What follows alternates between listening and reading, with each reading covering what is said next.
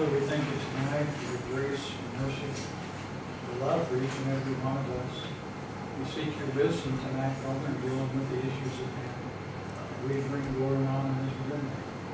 We would do right by the taxpayers and the constituents.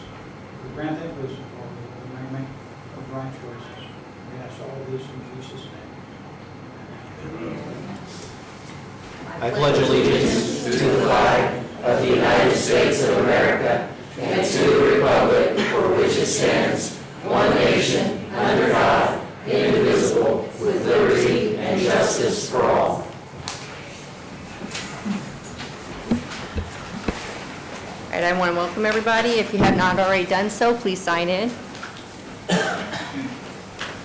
Okay, council, you have your minutes in front of you. Please take a minute to look them over.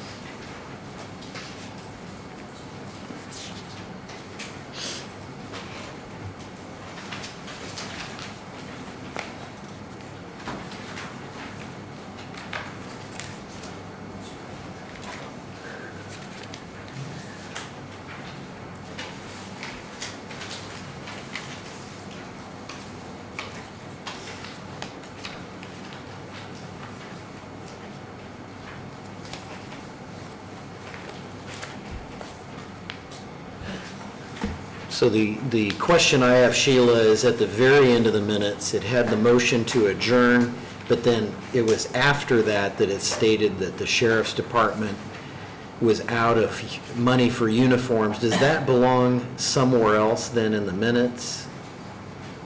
Because it wouldn't have been after adjournment. There was a motion made to adjourn, and then the discussion went on about the Yeah, we should not have uniforms. done that. So it was just extra. Okay. All right. She has turned in or submitted. Yeah, I saw where since there's been a follow-up on that. Okay, thank you.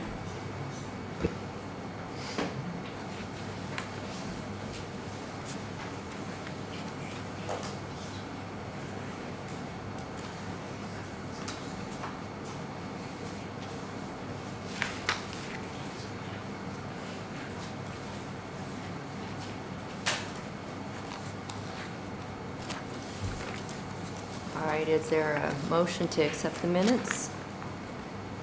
I'll make a motion to accept the minutes from last. Motion made by Steve, is there a second? I'll second that. Seconded by second that. Anton. All those in favor? Motion carried. Okay.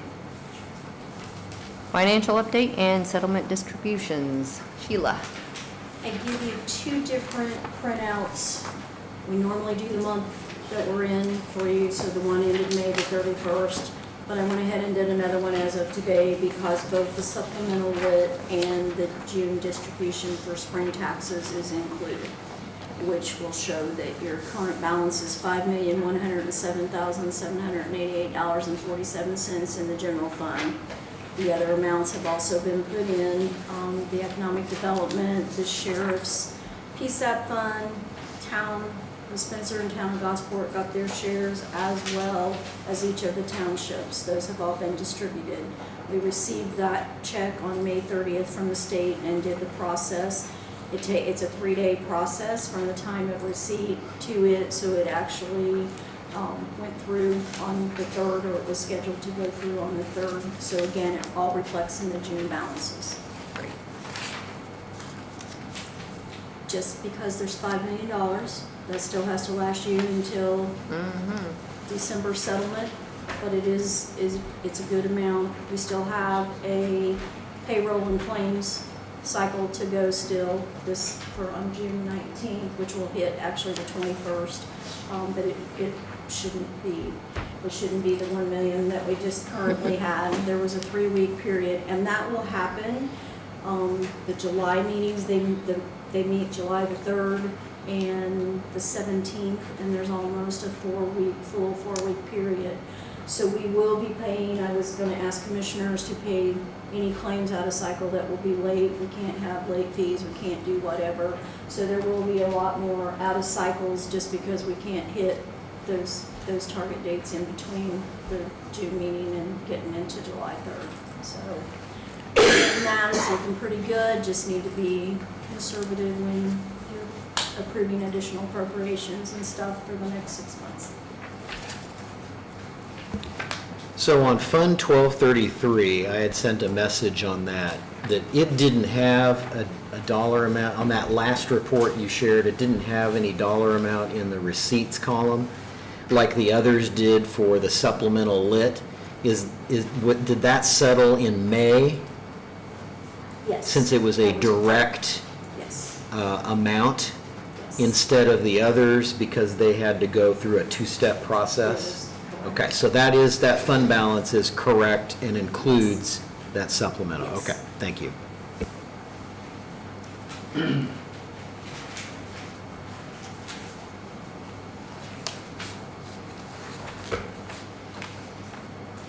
have a copy of both. This is the supplemental lit, the distribution to all of them.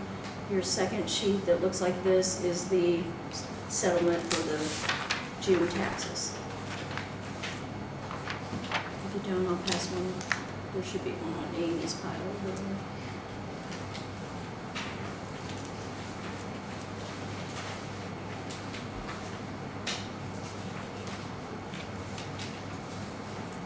Are there any questions for Sheila?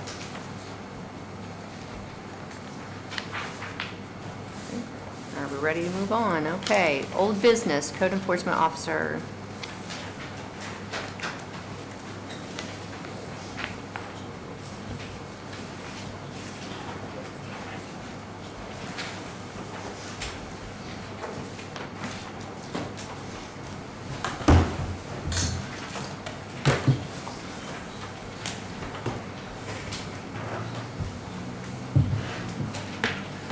Good evening. As opening remarks, I would like for the council to know that I am in the process of making some edits to the changes to the unsafe building and premises code that we have, primarily the hearing authority. Originally, it was set up to be the Owen County Commissioners, but after discussing it with them at some length, it was determined that another body would probably be better suited for that. So I have reached out to the BZA to see if they would be willing to take that on, and I'm waiting to hear back from them. If they are not willing to take it on, then we could set up a hearing authority that is similar composition to the BZA. It just wouldn't be the BZA. So I'm, again, waiting to hear back on the BZA on that, and there'll probably be a topic for discussion at their meeting coming up on the 20th. So, The 20th? 20th, yes. Okay. so, but that's coming down the pike. Again, the commissioners do not feel like that's a role that they want to be involved in, and so, like I said, that is a change that's coming. So I just wanted you all to know that. I think that's very good. I am encouraged by hearing that because I think that was one of our big Yeah. concerns. So I think once that's addressed, then I don't see why we can't move forward at that point. Yeah, and you said your timeline is for the next commissioners meeting to perhaps have that draft, or what? It depends on when I get something from the BZA. Okay. Like I said, they may not consider it until the 20th, and the commissioners' meeting would be on the 19th, so it would be the first Wednesday, and I should have that. It's not the hearing authority is referenced many times, but setting it up it should not take much. It's just establishing who it is. So it wouldn't be a major change as far as the number of provisions that are changed. It would just be that definition of the hearing authority that would change. So it wouldn't be it's a major impact, but it wouldn't be a major change to the ordinance.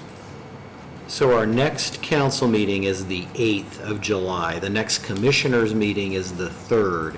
So if everything aligns perfectly, do you think then that we would have that update done or adopted by the commissioners on the 3rd? I would believe so. I would not see Okay. why we could not have that ready to go, because again, Because if the BZA doesn't respond favorably, then you'll go to a Plan B, you're still going to have time to get it done, Right. that kind of thing. Okay, okay. That, I would like to see that completed, and I think we should, I mean, I would like to move forward with some kind of code enforcement solution, and I think that was kind of a critical part to my concern. But I'd want that complete. I'd want that done before we committed to that particular project. And I want to make sure that July is it. There wouldn't be any further delay beyond that date. yeah, there would Okay. be. Perfect. Gary? And if not, if we don't have a committee, it always falls back on the judge, because that's the ultimate decision. The Yes. legal part of it, yeah. And yeah. yes, that's where it's going to end up. Hopefully it doesn't, but yes, I get what you're saying. Okay, okay. And if I'm not mistaken, in your last meeting, you approved the position, it was just determination of the salary once these issues were brought out. Okay, let's see on those minutes, because Is there an actual job description for the There position? it was sent out in April, early April. I think it was April 4th was the email, but, And it has the job, has it, advertisable yeah. job description Yes, that we can just. yeah. Okay. Yeah, and then we talked before the meeting, you mentioned that the building inspector, that job description may need some small edits. It might need some small edits. We haven't really looked at that job description. It currently has pieces and parts, but Right. not as in-depth, so, yeah. Because For there's the code probably, enforcement, I mean, the jobs, so the building inspector, who's the building inspector now, that job description has code, like a small provision in it about code enforcement, but not into the scale of what this other is. But with the UDO that's coming, there's gonna be a lot more enforcement needed, for, some of the stuff that's coming down the line, so. Susan, Mm-hmm.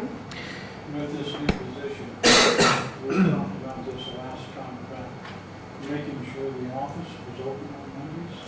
So the office has been open. It was only in April, was it closed on Mondays to eat into some of my time. I did take off a whole 46 hours, I think it was, of time. All my comp time is gone except for just a small amount of it. But that doesn't mean I'm not gonna garner more comp time. Our intentions is that this person will help facilitate keeping the office open in those times when I'm not there. So, Because I came in Monday to get a permit. well, I was on vacation last Monday, so. I actually had to call Gary, and he worked with me, but there was another individual came off the street to get a permit, and all this stuff. So, And we totally understand that, but, you know, we can't do anything. If people call for an inspection, I mean, he has to go out to the inspection because some things are time sensitive, so. Well, I think having an office open, I understand that.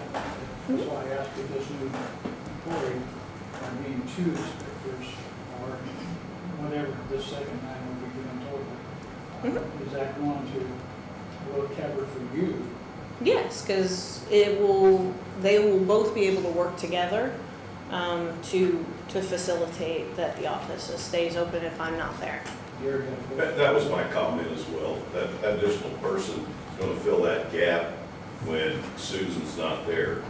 She's got to take this comp time off in her vacation time. We all know we can't pay all these people out, so we've got to get compensated for it somehow.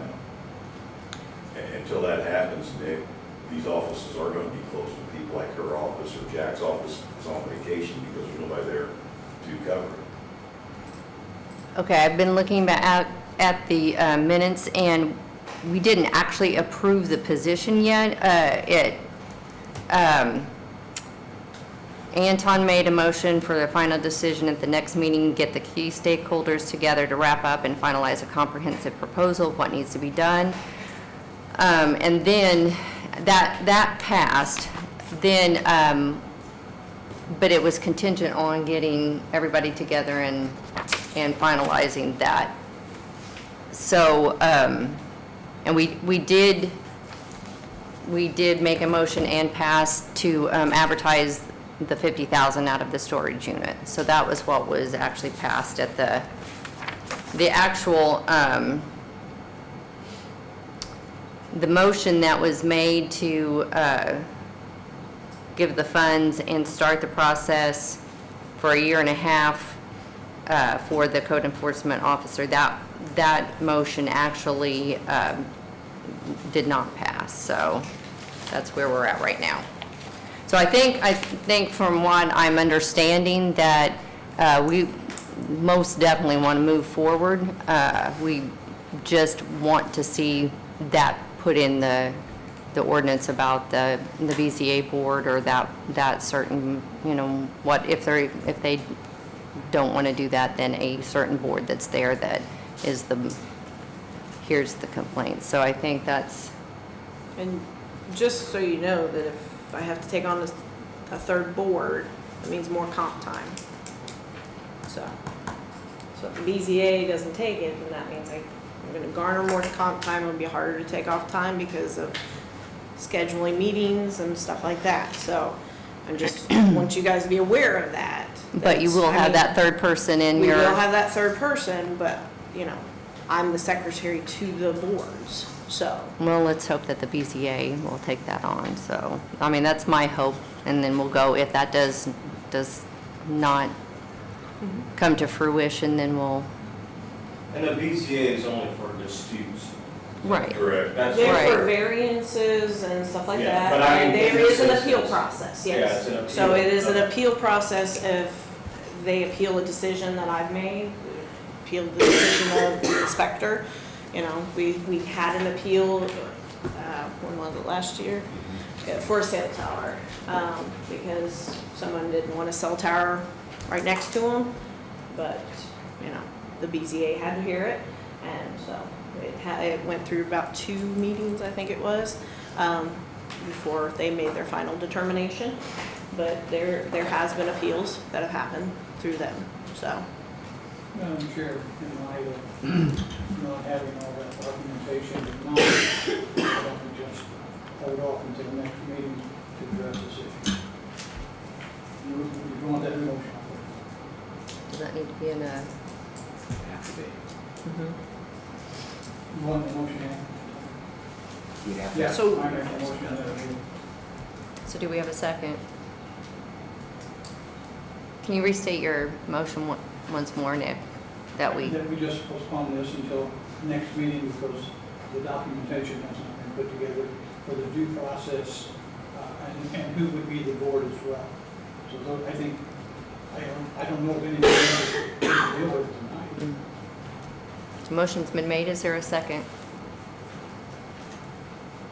Well, real quick, if I may. So we advertised, do we need to re-advertise for July, or is that a continuance, or how does that work? You can either approve that pending this, and then it just would not get entered in the fund if it didn't get approved, but you've already advertised it. I would hate to pay for it again. And just pending final approval of the appointment of the board or the committee. Or you would have to re-advertise it for your July 8th meeting. Those are your 2 options. If we can do it without re-advertising and going through that process, I mean, I definitely feel more comfortable making sure that the action has been taken to rectify the board issue. But if implementation or release of the appropriation can be contingent on that, then we might as well act now and avoid a re-advertisement. Because then you're And looking at your then- August meeting then before it would be. I mean, I'd be okay with that, but we've got a motion on the table, so. There was no second, so Okay. Nick, can you turn your microphone on? I apologize. Yes, Jeff, I will. So we already have in the hearing the appropriation of up to 50,000 through storage units, and we can take care of that through the process. I mean, unless there is some action to wait till July. Otherwise, we already have it on the docket for action tonight. I want to confirm that from a pay standpoint, and I think I've got that now in front of me, you're proposing that the new part-time code enforcement officer has a base pay of 18.43 cents per hour, that's on your Yes. spreadsheet, for 1,144 hours a year, to be scheduled 20 accordingly. Yeah, 20 hours a Okay. week, and they. And you might have a little preferably in more the one morning. week, you might have a little less the Well, and next, that there kind might of be thing. times when they're at training for a whole day, so they won't be there the whole week, they'll be there, they'll go to training for the 7 hours or whatever it is that they have to do training, as does Gary, the building inspector. He goes to training, like in 2 weeks, he'll go to training for a day in Nashville, so that he can, work with other building inspectors and learn the same stuff. And they'll learn about the same thing, so. Okay. One will take it from one angle and one will take it from another angle. Anton, can you verify those hours again? It's 1,144 hours per year, So, okay, part-time position now. part-time. And then, that's a full year, so That's a full technically, year. That won't even, that wouldn't even be, depending on when the person is hired, that won't even cover, that'll be more than enough for this year, and then it'll bleed into the next year. yeah, So- because your numbers are based on a clean year. Yes. So we would do the math, we wouldn't need the full 50,000. Right, I counted it for a full year, just to show Okay. what the impact of 50,000 would be. Not what, half a year or whatever, because there's so many pays, Okay, left in the year, so that would have to be recalculated, and then that would adjust based on FICA and all of that stuff, so. also in the proposal, you're keeping the full-time building inspector the way it is, pending minor adjustments to the job description. But you are proposing an increase in the base pay from $18.61 an hour to $24.10 per hour, Yeah. correct? So there is a significant increase. Can you elaborate more on that, or why that's so much? Well, or- after researching other building inspectors and the average pay, that is basically the average pay for a building inspector in Indiana, so, Okay, and that was, Now, when will this go into effect, though? but that is also not a full year, that's a full year, that's not. You're wanting that to start As, now? yeah, it would take just a portion of the fund, the 50, which is not the full 11, because I was only appropriating 11,000 out of that 50. So that wouldn't even be the full 50, out of the full 50, because you're only doing it for half a year. You're only increasing his pay till the end of the year, so I don't, yeah, the total cost would be less. yes. So the But- increase will go into effect immediately? I mean, I would That's the assume proposal. that would be yes, that would be the assumption that We're once. talking August, right, excuse me, with the advertisement, if you approve it in July, that second advertisement gets us to August before this could happen.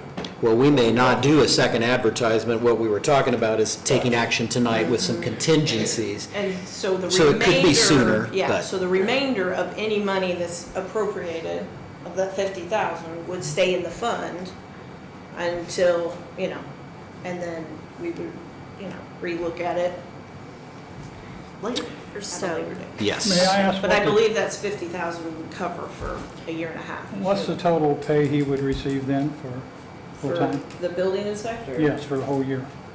For the current building inspector, his salary would be 43,000. 43,000 Yes, for the building inspector. yes. And this rate went from what is it now to From what? 33. I mean, $10,000 what is raise. his rate?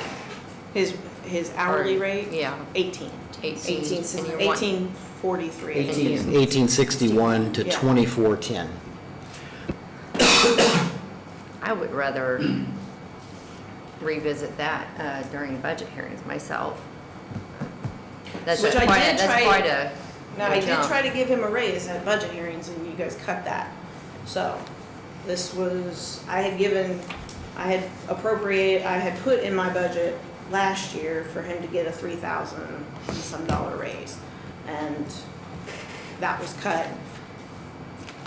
So, Susan, didn't we, sometime back, didn't we agree that everything had to be paid for out of the processes that came in, the monies that came in, that we would not take anything out of county general to fund your this is office? nothing's coming out of county general. So you believe All of giving this, him a I mean, raise? currently, we're standing at $61,000 in just the building department fund. We've never had that at one point in time without, and you're setting at 141,000 in the storage units.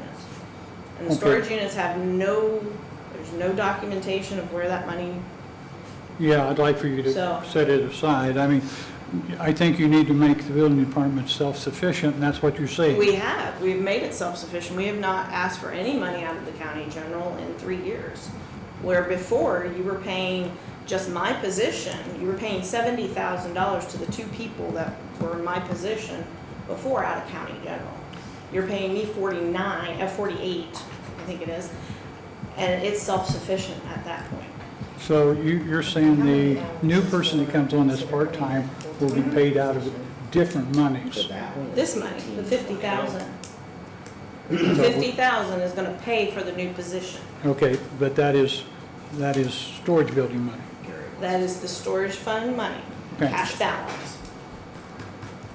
I just want to add something to the position. It's not a building inspector position that you're looking at full-time. It's a code enforcement officer first and foremost, which requires additional training, much more, / building inspector, so they can do double duty. We've got cross-training with a part-time individual, but that position is really paying the code enforcement officer. But you're talking about increasing the current building inspector, It's a his, position, not a person. Yes, it's a position that we're adding the extra amount to. Okay, so before the meeting, we talked, and you had indicated that you wanted the cross-training, Yes, and that one of them would be primary code enforcement, the part-time would be primary code enforcement, secondary building inspection, yeah. and that the current full-time building inspector would be primary building inspector, secondary code enforcement. Now, that's different from what Commissioner Burton just And I said. may have misunderstood Susan's request, so, but that Which- was my thought process. So which one is it supposed to be? It's her office, we're gonna let her. Well, the building inspector is so building inspections are who pay us. So when we do sell a permit, that's who's paying us to come out and look at their property. So those things are time sensitive. And their priority? Yes, they're priority, because when someone is digging for a foundation and they have concrete coming, they want us to be out there as soon as possible. So those are the primary, so the building inspector would be primarily building inspection. The code enforcement would be catching up with all of the things that has been lacking because we have been bombarded by building permits. We're at 155 building permits just as of today. That's not including electrical permits, driveway permits, demo permits. We're at over 300 building permits right now. So that's not including the ones that are from last year, which we had 400 and some. Some of those are finished. I'm not gonna say all of them aren't finished, but some of them are still in the process. So when someone calls to have an inspection, time sensitivity is usually, when someone needs their electric turned back on, maybe a tree fell down and they need an inspection immediately. We need to. So it makes sense that the current full-time building inspector kind of remains building inspection centric, and then there may be they may need to run out to a property and put a red tag or something. Right, and And that's already in the job description partially, and you're going to modify that to include or And we roll in have- some code we enforcement. have red tagged a lot of places in the last few years. So, I mean, he's keeping his eye out on everything that he passes, making sure that there's, nothing going on. We have tried to keep up with the complaints. The complaints are, I mean, we get complaints every day. The problem is getting them built into the mix. But with a second person, they would be able to go out there in a more timely manner, within their 4 hours a day, or however it works, and get out there and see what's going on. We have issues of, drainage issues sometimes that, we just need to go take a look at it, see what's going on. People have driveway issues, and that's what that person will do. When the UDO comes around, there's gonna be more code enforcement things that we need to be training them for. Both inspector and code enforcement person will both need to be up to date on those things. So my question is why would the rates not be the same? Then why would you have one at 24.10 and the other at 18.43 if, and yes, there's a primary, secondary swap, but if there's a lot of similarity and it's in the same department, you want cross-training and flexibility, why would you not set the base pay at least somewhat similar for both? Because the one has been training a year longer than the other one has. So the training that one, that the person has right now, But it's a part of the well, job is to maintain your training to keep the position. And we don't get extra pay for any training that we take. Right, but it's a part of the It's- job. Right? So But you're there's getting other- paid for it. There's other departments that get extra pay for things that are part of the job. We don't. Yeah, and they don't. They're extra, that are beyond what the job requires. That's how the ordinance reads. Yeah. So, I think if it's just an update or an opportunity just to say, hey, this position's been reviewed and it should be paid more because the midpoint is somewhere else, that's a whole nother animal here, because we're not doing that for any other department. If you remember when we talked about the 911 director, we had done a study and gotten midpoints and dollar amounts and did our diligence to set that. We're not doing that for other positions at the moment, although we do have budget hearings coming up. I would be more inclined to wait until then to discuss, increasing. I'm sitting back and I'm listening, and this, I think the problem I have is this story's changed so many times.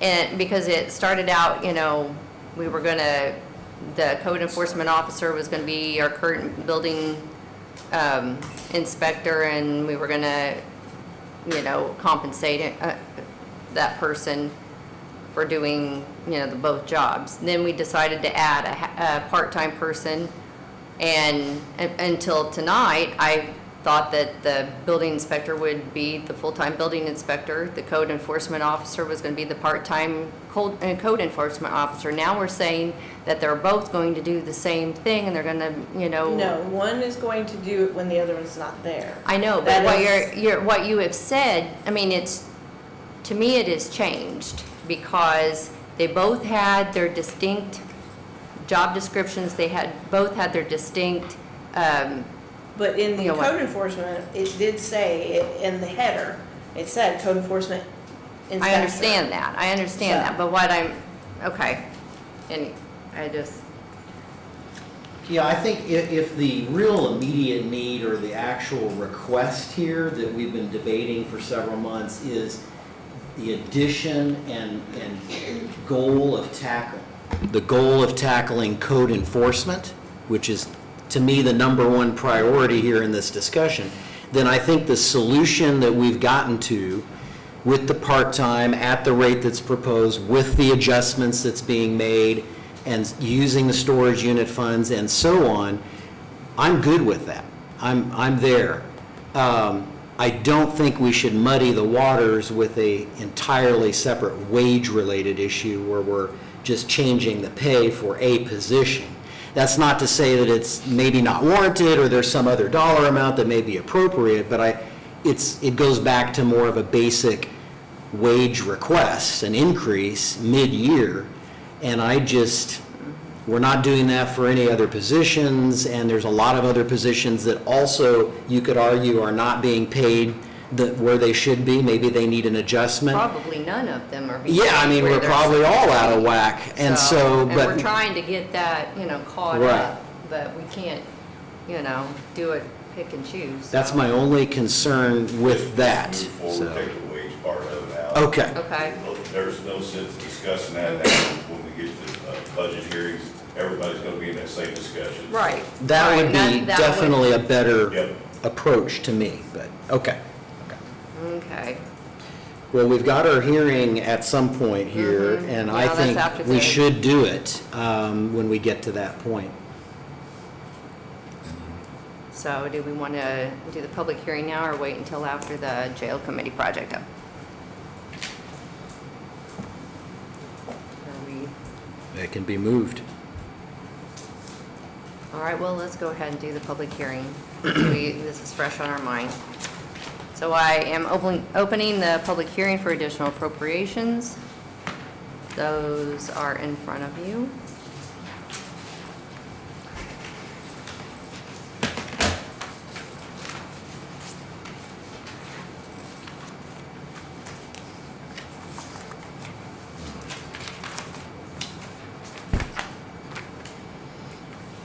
All right, so these were all originally advertised.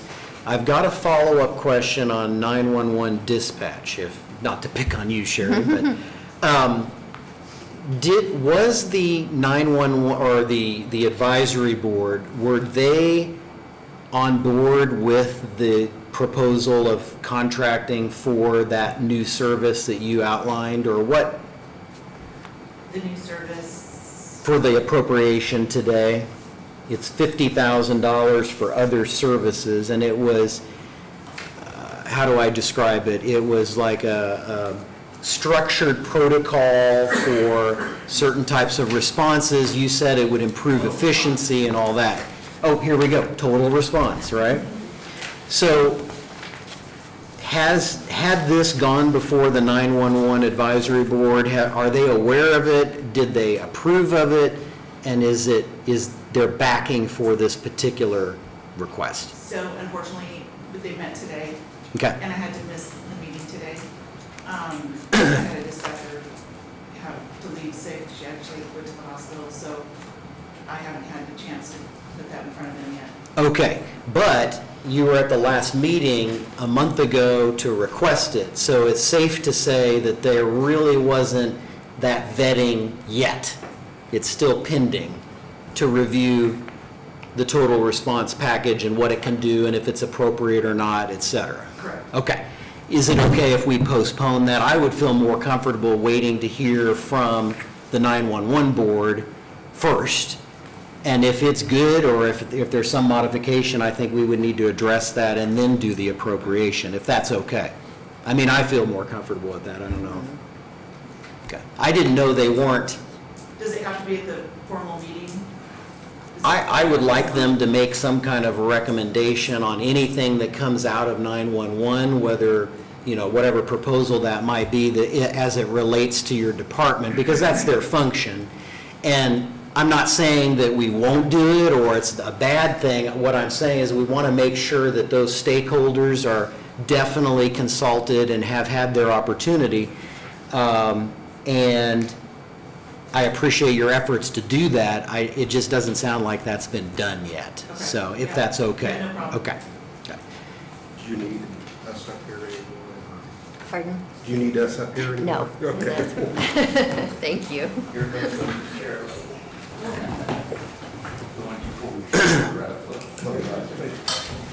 So I'm going to make a motion that we, barring no public comment on anything else, I'm going to make a motion that we proceed with the following appropriations as follows. County General, $240 for interpreter. Sheriff Fund 1170, $5,000 for uniforms. Sheriff 1170, $3,000 for printing. Storage Fund, 4015 up to $50,000, contingent on what we talked about earlier, where they're going to have to change the code first. We're going to have to see that at our July meeting before things get released. With the only change in pay involving the new part-time code enforcement officer as discussed. Tobacco Fund 1206, $12,243.86. Jury Fund 2600, $19,187.86. CASA Fund 1212, $12,500. And Fund 1169, Local Road and Street for $167,000. Motion has been made. Is there a second? Seconded by Verl. Are there any questions? If you stipulated, and I heard what you said, before this 50,000 and the building department and this individual be hired, all the procedures have to be put in place. Correct, yes. That part involving Storage Fund 4015, as we discussed, you can't hire anybody yet. You got to have that code, we got to have that updated code reflecting either the BZA or the creation of another board in order for that to follow through. I want to see that completed. I agree. Well, I think it needs to be. Yeah. What would be due process? Would it be the commissioners would just be overwhelmed? Or would it be the courts overwhelmed? Or is there, let some of the public listen to these complaints and then make a decision whether or not somebody's in violation. I believe that's the best process. So we've got are there any other questions on the motion? If not, all those in favor? Motion carried. I hereby close the public hearing. Okay, on to the... Now, real quick here, following up on yes. 911, do we want to re-advertise for July pending? Here we go with the re-advertising, isn't it? I know, there's no way around it if we're going to Yeah. still consider that. Do you think you'll be able to meet with them before July? I would anticipate this. Okay. We also already have some other appropriations we have to add anyway. So do we want to wait until... Yeah, so let's hold on that. We've got some other first request appropriations, and we can lump them in that section. So, okay, so make sure we don't walk away without taking something on that. Okay, jail committee project update. The jail committee we did in fact meet, and there were several things discussed. Gary, myself, and Ryan, and Bill Snodgrass, and Matt Miller journeyed to Missouri and saw a jail that Elevatus was in the process of finishing, and it was right in our budget. So that was very informative. We were very thankful to have been able to go and tour that. Do we have any update on the appraisals for the property? Yeah, and let's go back to Elevatus real quick, as you know, in our commissioner meeting, fellow commissioners agreed to go ahead with the contract agreement with Elevatus. That was finalized today. That is a $20 million building plan with $5 million soft cost. So we're actually under the $25 million depending on what's put in the building itself. So that contract was signed. Sheila, I think I sent you an email copy of that this afternoon. You should have it today. County internet is down. Okay? I do. It has been sent. I was gonna say, I got it, it came on my phone, but. I do know that I've had some, a fellow councilman and some others that were concerned about not putting that up for bids. Is that something that is not usually done in something like that? or- Architects are not normally put up for bid, and a lot Okay. of these can be put up for bid when it comes to construction. Mhm. And people have a confusion of, these people aren't building a jail, they're just designing. Right. So there's a big difference. Second of all, Brett Franklin called me Friday, wanting to know how we were moving forward on the appraisals. Talked to him briefly. I called Rich Fig today. He plans on having those done by the end of this week. Called Brett back.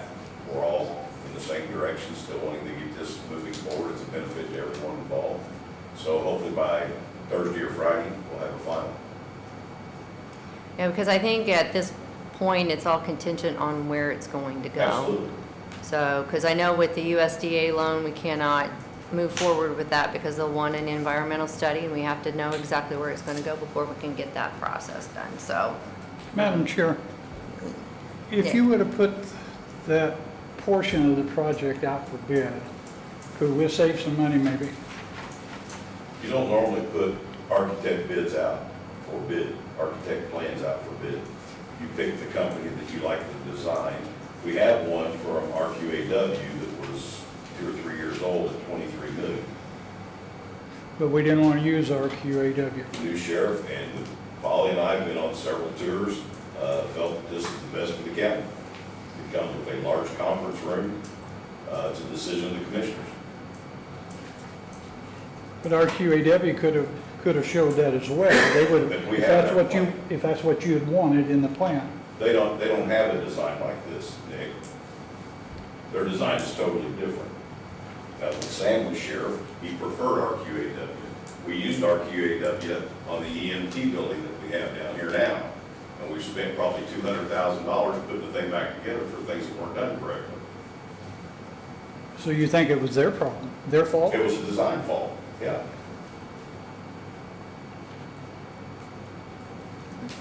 Sam? Yeah, I can agree part of it, and I'll disagree part of it. We had a joint meeting here, nothing against commissioners and council. We had a joint session here between commissioners and council, and you all agreed that, and Joe Lowell, he's not here, so I'm not speaking, said that the drawings would go out for bid. It was in a public meeting. Joe Lowell spoke to RQAW after the meeting and told gentleman from RQAW that you would have a chance to bid on it. Now, I know it's a commissioner's decision. This was in a public meeting. Yes, when I was sheriff, we had RQAW. We have already spent $250,000 of taxpayers' money on drawings and engineer designs and so on and so forth. My question was in the meeting, how come RQAW wasn't called up in the mix of it? Get their opinion, ideas, and so on and so forth. But they wasn't. They haven't been called up. Now, whether they do the drawings, they don't, they should have the right to bid on this project. It was said so in a public meeting by the commissioners and council 2 months ago. I did not realize that it was the contract was going to be signed on at the commissioners. So I can't, My question to that, and I don't hate nobody. People hate me because I won the election to become a county commissioner. I'm going to be commissioner next year. Well, get over it. I don't think anybody hates you. No. Just a minute, this is my discussion. Well, this is my meeting, I Sam. understand, but I'm just reporting to you what has been reported to me, Paulie. My question is, how did the commissioners approve a contract at their last meeting that wasn't finished yet? Is my number one question. It wasn't done. They got the contract today. Nothing against what they're doing. Put the cart before the horse. They voted 3-0 to agree to a contract that wasn't even done yet. And how is it that the fellow other council members, and I'm just asking because they've asked me, didn't know anything about you flying out to Missouri with the other team? They wasn't notified of it. None of them. Can I say something here, Just- Sam? And finish up the last part of it. Okay. You had a jail committee put together. And you met, correct? All right, all right, 2 of you didn't meet. all right. Number one, when we went to the Fulton County Jail, Ryan got a hold of all of us. Steve and I were the only ones that expressed an interest in going. I remember that. Okay, you remember that? Yeah, I do. Okay. On this, to the Missouri jail, I did not put that together. I was asked by our sheriff, Right. and I said, he asked if I would be interested in going. I said I most certainly would, because I wanted to see, because you can look at it on paper, and it's a lot different than actually going and touring something like that. I did not have any control over who he asked. I took it because I wanted to have a representative of us to get to go. That was it. I totally understand that part. I guess my part that I don't understand, if I'm wrong, I'm wrong, I've been wrong twice today already, is how come the other fellow council people didn't have the opportunity when you was going out there to say, well, maybe they had questions, or maybe they had concerns, or is there anything that you could have asked for them while you was out there? That's the only thing I'm looking at, because they've asked me, and I don't know, I'm not part of it, or anything. You mean the council members have asked you this question? Because, ask me, because like I said, number one, everybody had the opportunity to go to the Fulton County Jail. I was a little, not, I don't know what the right word is, but I was disappointed. Okay, that's it. I was disappointed that not more of us went, because we all had that opportunity. On this one, like I said, this was emailed to me on who was going, and asked if I would be interested in going. If I had turned it down, would that have done us any good? I don't think so. I felt like we needed to have someone to represent us I there. totally agree that you need somebody to represent you, but the part I'm talking about is you didn't let your fellow council members know that you was going in case they had any questions or concerns. Then you talked about how the jail committee was formed, and it was formed, and you met. But it's my understanding, and Mr. Carroll was here, he couldn't make the meeting, and Joe Lowell, who's over the commissioners, and that part of it, he couldn't make the meeting either. Nobody, when Ryan requested that meeting, and I sent out the email to everyone, Right. I did know that Steve was not going to be able to be here because he was working. I did not get a response from Joel. He just didn't show up. I just So, know that the jail committee was put together by the commissioners and the council to report back to each other their findings and their understandings, and report back to the public. And I just don't understand why the rest of the council, I don't know, Gary, did the other two commissioners know that he was going to Missouri? I don't know. well, They didn't go to any of the jail visits that we've had, Sam. They didn't go when you were sheriff. I was the only one that showed up. So, Now, Joel did vote. It was a 3-0 vote, so there's no question about the vote on the contract. Right. So apparently he changed his mind. well, he hasn't talked to me. My question was how he, and Dana's here, voted on the contract 3-0, and the contract wasn't even done.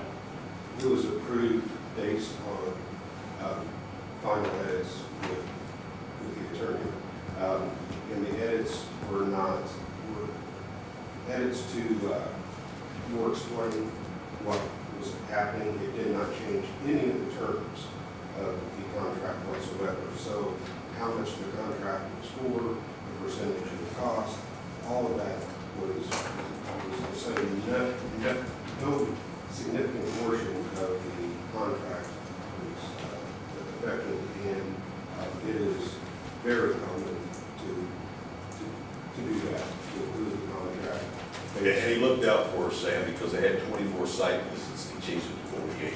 So the attorney did his job, as we pay him for it. I understand that. I just didn't understand how you could approve the contract that wasn't drafted up, because Anton just mentioned the same thing that set up right here and said he wanted to wait till all the details were done before they approved everything. It's the same concept Nick? to me. I mean, that's just my. I'm just curious, what was the amount of the contract? Was there, it just, yeah, that's explanation. It's a percentage of the architect fee, the same as all of them. We've already paid for a feasibility study. Sam mentioned that.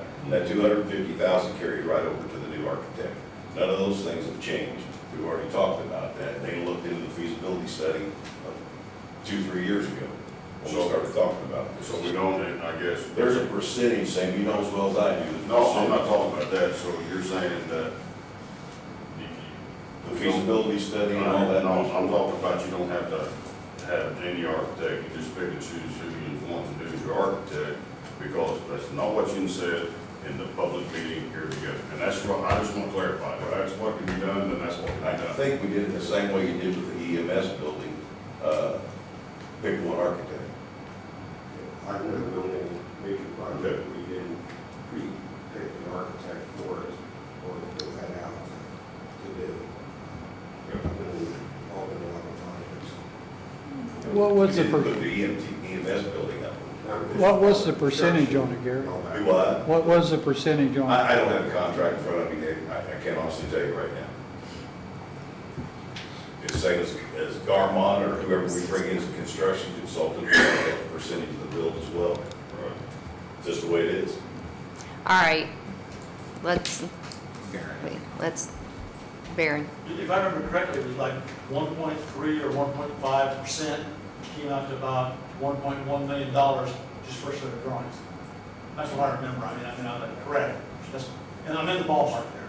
It's a lot of money for a cookie cutter jail, just for the drawing. I think we want to be clear here, so just to make sure everybody understands. So you're saying that the professional contract, professional services, which is under a little different bid process, that kind of thing, it's not as stringent, if you will, or even existent. You can make that decision, and I think we get that. But when it comes to construction, Oh, it's totally That's a different. totally different animal. Absolutely. And that could be anybody, depending on who, according, We put that out for bid, we'll want as many companies to bid on Right. that as possibly we can. I just want to make sure that that part Rich, is. real quick, Barry. Yes. Part of the contract's job is to run the subcontractors That's too, not correct. just draw. And they were there Yeah. doing that. So when we were there, So it's under professional services. absolutely. Now, the potential downfall of that, when you have a design-build situation, is that you are now limiting yourself to that particular company's product, or their designs and we their... looked at others. Right. And I think that's, I think just because of the size and nature of the project and the fact that the public is watching very closely over this project, I think maybe there is a miscalculation there. I think it would have been wise to maybe reach out a little bit broader just for the effort to make sure there weren't other firms that could offer their option or their architectural There's about design. 3 in the state, DZL. DLZ, DLZ. Yes. And RQAW. I've looked at 2 of those different architects. I think Polly has as well. Matter of fact, we spoke after the meeting out there, the council would give us a $25 million budget to work with the jail. This company has come in at $20 million for 120 bed. Nobody's come close to that. and I think that's all good. I mean, don't get me wrong, that's great. But I think just making some kind of an effort would have been a good thing from a public standpoint to just, I guess so the people discussion at the understood. commissioners meeting that was public and it's on YouTube. It's done and it's been voted on. I can't go back and forth. I know. I just think it's unfortunate. That's just my opinion. I think that it was clear at the work session a while back that we wanted to be, basically in an effort to be open and transparent, those were some things that we wanted to see. And I think that for folks that follow back up on this meeting or read about it, there's going to be a lot of folks that are not particularly happy with the way this happened. And I think that's that's an error on our part, the county's part, by not doing that step. And yeah, it might have taken a little extra time, but to have those companies come in and speak would have probably been a wise idea. And it's done now. I just hope that In our first for, meeting that we had jointly, UAW was here, we had their plans on the wall as well. And Right. that's going back last November. Been a while, Whenever but- we did it. So there was two options there on the floor. Looking at the feasibility study, Sam brought that book at our last meeting. There's a quote in there for 23 million, and that was 2021. So you do the So math. you do the increase, and it goes up to about $28 million. We're saving the county money at $20 million. right, and that was based on an older design, older things. We've made a lot of changes in our discussions since even last year, so. We were saving the taxpayers quite a bit of money. On paper, it may appear that way, but I think there's a lot of moving parts. It's a bit complicated to make that connection, in my opinion. But I hope that moving forward, when we get to construction and other aspects of the project, we're going to do everything we can to make sure people have a fair shake at this and we can help ourselves keep the cost low. State law. But also make sure that we're doing good for the public to know what we're doing and why we're doing things the way we are. That's my opinion. Well, we're all on the same page Yeah. there. We're trying to Sure we are. do what's best for the taxpayers and be good stewards of their money. So, all right, if there's no, I just had a real quick question. Did you say there was $300,000 spent? What happened to that? Are you referring maybe to like a jail feasibility study? Is are you that? talking about the 250,000 jail? That's been completed, Okay. yes, and that's still valid. Right, Yes. we can use We don't that. have to redo that, No. so, yeah. And you have to do that before you can move forward. And that's what Monroe County's doing right now. They're going through a feasibility study. They included us in that. We've heard nothing back from them, and we're moving forward. One other quick question. Project manager, will we have one? Are we going to? Oh, we'll absolutely have one. We Okay. haven't got that far yet. So that's a part of the process. Will that be kind of asked, will there be a broad ask for that, or do we have someone specific in mind? Well, I think everybody's got on the back of their mind that Garmont's who we need to use. That's who the county brought in several years ago. They've been great to work with. They've been here to support us and help us. They've been to every meeting that we've had. And I'm assuming that we'll look at them as well as others. Okay. And I can assure you that Sam will support that. Just, One thing I wanted to make clear on the record is that this isn't a design build. A design build, even though it sounds like a design and build it, it's a particular type of process where the same company that you hire to do the design actually does the building. Got it, and that's not the case. That's Okay, not- thank you for the clarification. This is a prefab architectural design. That's where it ends. Yeah, I think it's modified based on the site conditions and based on the desires. Okay, and this plan right here, this will be the last comment that I'm going to Thank you, make, Dana. has been modified to have a room that will hold 3 times as many people that we have in here tonight. And that's why this is a big plus for this community. And I think Holly agrees that that meeting room or war room, whatever you want to call it, is crucial to the county. It's not just the jail.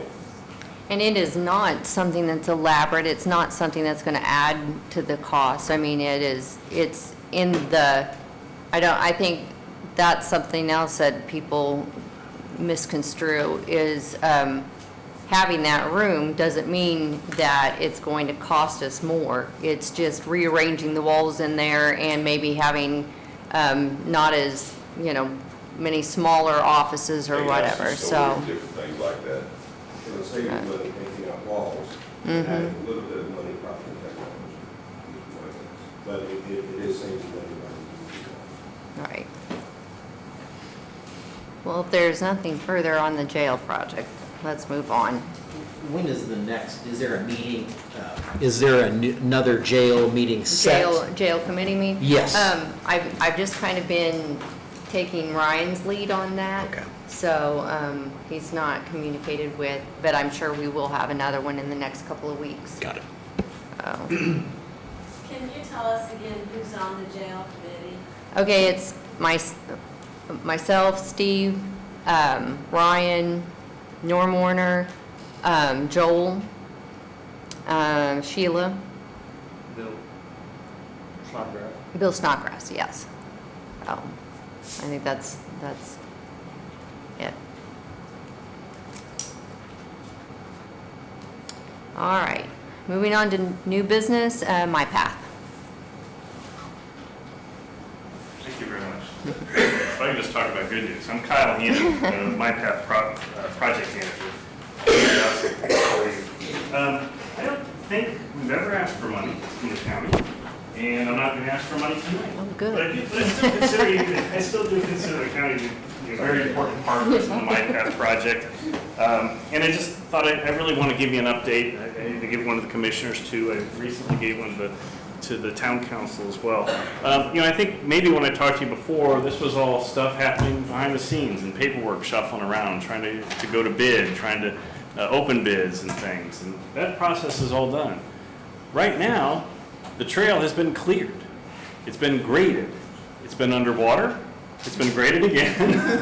And they're putting down stone and the bridge abutments are in place. So basically, all the checklist of things we've been going through, right now all we have to do is pave the trail, put the bridge in place, and cut the ribbon, which will be late September. I'll find out about that. So things are going really well. It's exciting. It's to see there are other projects that are sort of associated with it that we've done, some alternative trails that have crept up that aren't costing money or anything like that. But My Path is going on real well. And then I need to bring up sometimes because I think about this stuff all the time, but you still get questions, why do you need a trail? There are a lot of benefits with the trail. There are economic benefits. They do attract investments. I'll point out that My Path alone has brought in nearly $1 million in outside investment, grants and things to that project, and that's going to continue. We've got another one sitting right now for another $10,000 we may be hopefully getting pretty soon. But trails have proven to increase property values in other communities that have them. Their health benefits, Owen County tends to be a less healthy county than some of the others, and here's a chance for people to get out and enjoy some recreation. As far as recreation also, even though we have the state's first state park and we do have some other really neat trails in the area, we are toward the bottom in terms of access to trails that people have. People have their private trails, which is great, but as far as public access to trails, this will be a big help to it. And I'm proud to say this is going to be the first multi-use trail in Owen County. Lots of other communities have sort of built their economy around them. And for heaven's sake, Carmel views their Monon Trail as the river, as their river, because they don't have one. So the Monon Trail serves as that. But anyway, so that's what's going on with My Path right now. I wanted to kind of come and give a quick update to you. Not ask for anything, but just let you know what's going on and answer any questions if you have any. Questions? Well, thank you very much for your time. Anytime you want to reach out and have a question, please feel free. I'm always happy to answer. All right, Take care. thank you. Thank you. All right, on to EMA appropriation.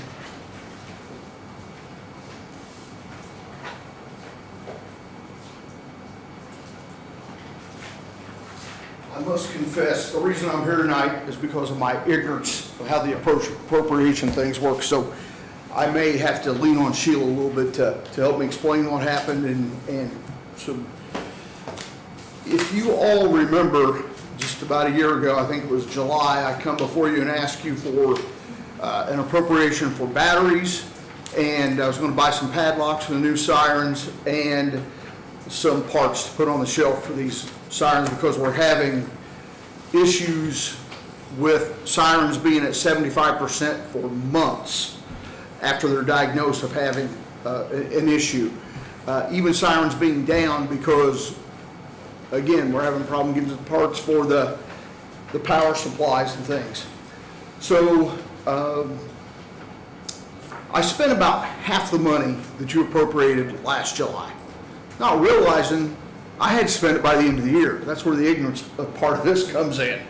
So I called Sheila about a month ago, said, hey, I'm ready to spend some of that money. She's like, what are you talking about? I'm like, yeah, I still got some more money to spend. And she's like, No, you don't. It's, you gotta go back before the board because you didn't spend it by the end of the year. So, part of the problem was me waiting on ERS to get all the sirens back up to 100% and getting a real good feel from them of exactly what I need to keep on the shelf. I did buy a few items, but I've just now bought the padlocks, $150 for padlocks, not at the end of the world, but I plan on buying a few more because these are all keyed the same. So now we've got 17 sirens, 2 locks at each site, so we've got 34 padlocks. And at this time, it took about a month to get more locks in that are all keyed the same. So we don't have to, the technicians, it's not an issue for them.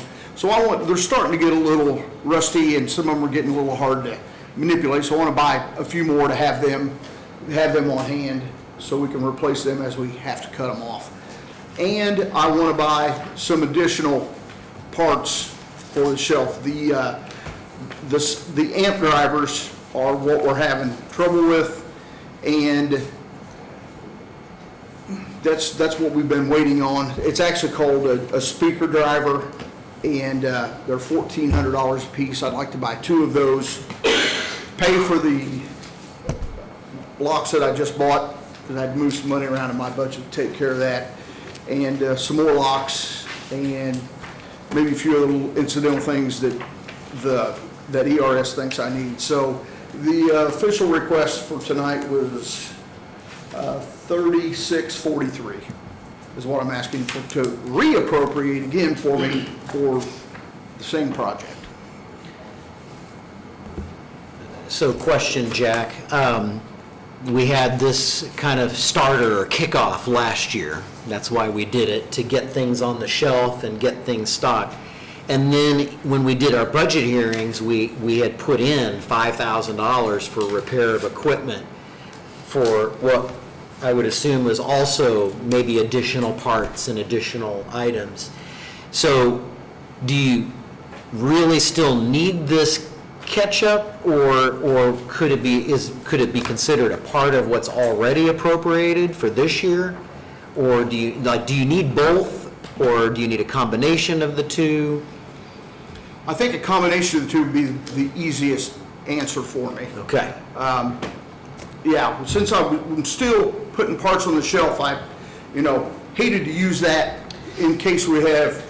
That's my question. So had it all worked out perfectly, you would have had the initial appropriation from last year as a kickstart, and your 5 would have been a clean annual thing as needed, or a backup or a restock. Right. And you've not even gotten past the kickstart, is what you're saying. So that's what we're redoing tonight. I do have some parts on the shelf, not Okay. near what I think I need, and a lot of that money last year went towards battery replacement. Oh, okay. And since I've done all of the batteries myself, I saved the county about $3,000. Okay. From the estimates of prices I got, the quotes I got for companies to come over and do it, it was about half the cost. Sheila, what was the fund last year that we originally appropriated that money from? I think I got what you need. I was gonna say, I don't have that in front I of think me. maybe not. Do you I'm remember sure I the printed all of it out, but timeline? Do you remember when last year? it was July of last year. July of last year, Remember okay. that. here's the things I printed out. It may not be the number. And then here's the email between you and I. I don't know if that ever made it. I don't know if that ever.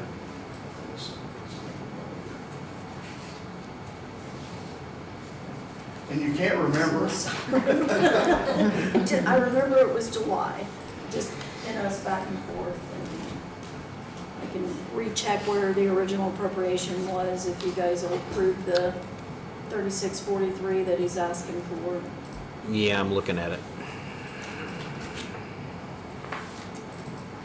And I won't spend it just because it's appropriate. If I don't need it, it won't be spent.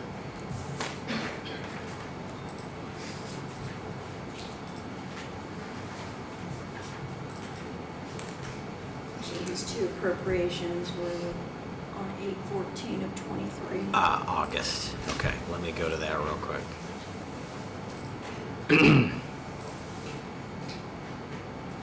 August 28th or 14th? 14. Okay. There it is. Okay.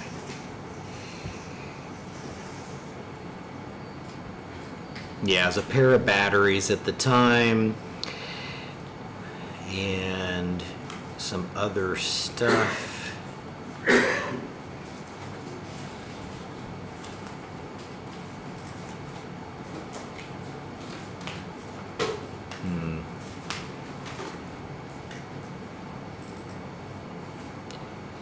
Yeah, there was a batteries request that was separate because it was a much higher dollar amount at that time.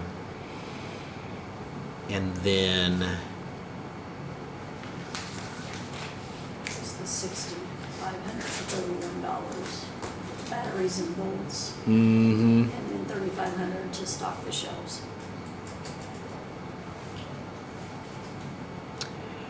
August 14th. What fund did we take that out of? Well, that's what we're trying to figure out. August 14th.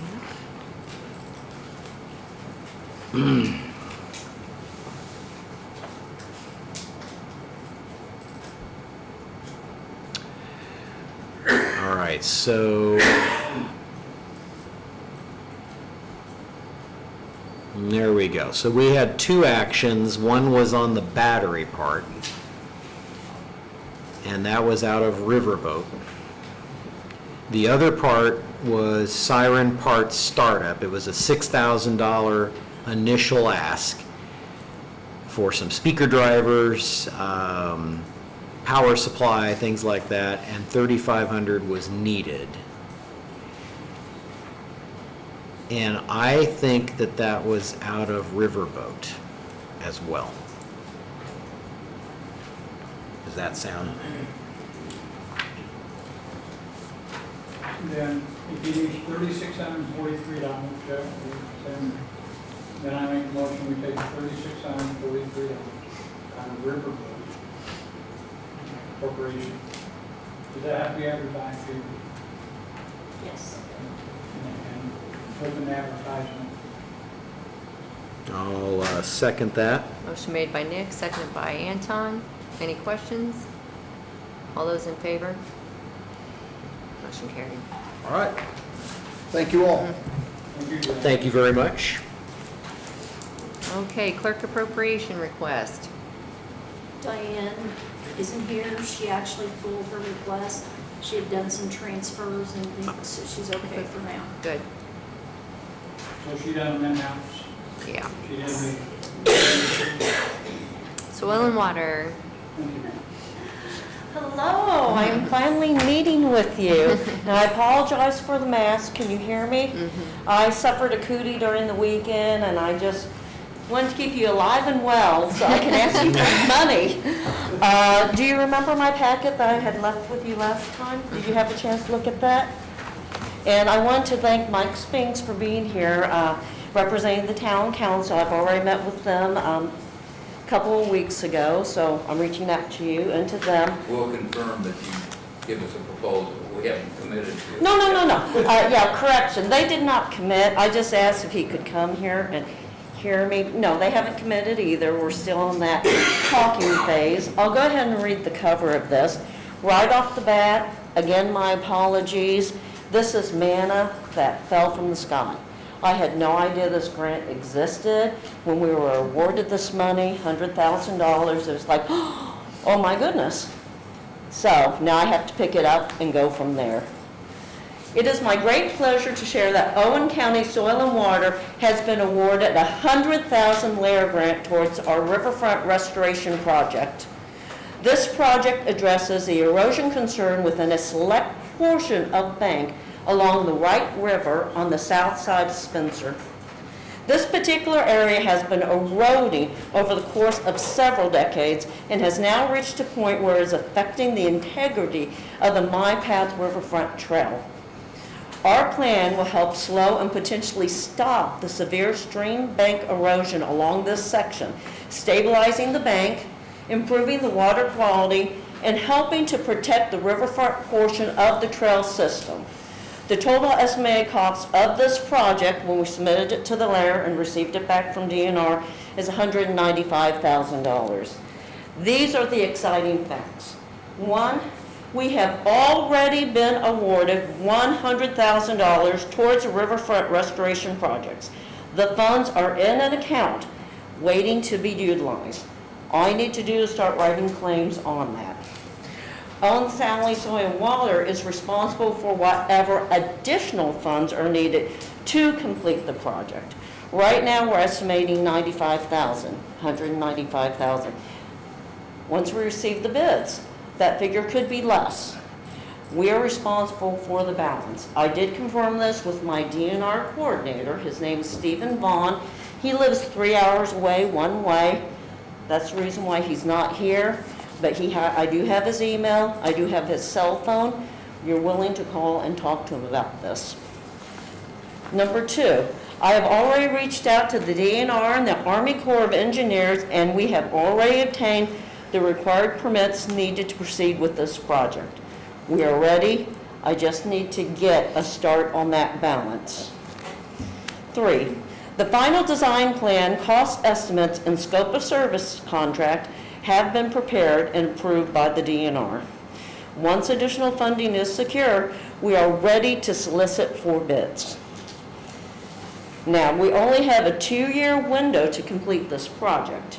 If we don't complete the project, then we're going to lose that $100,000. 2-year project starts November of this past year, 2023. One of the reasons why it took so long to come to you, number one, I needed to make sure that I could get the correct permitting from DNR.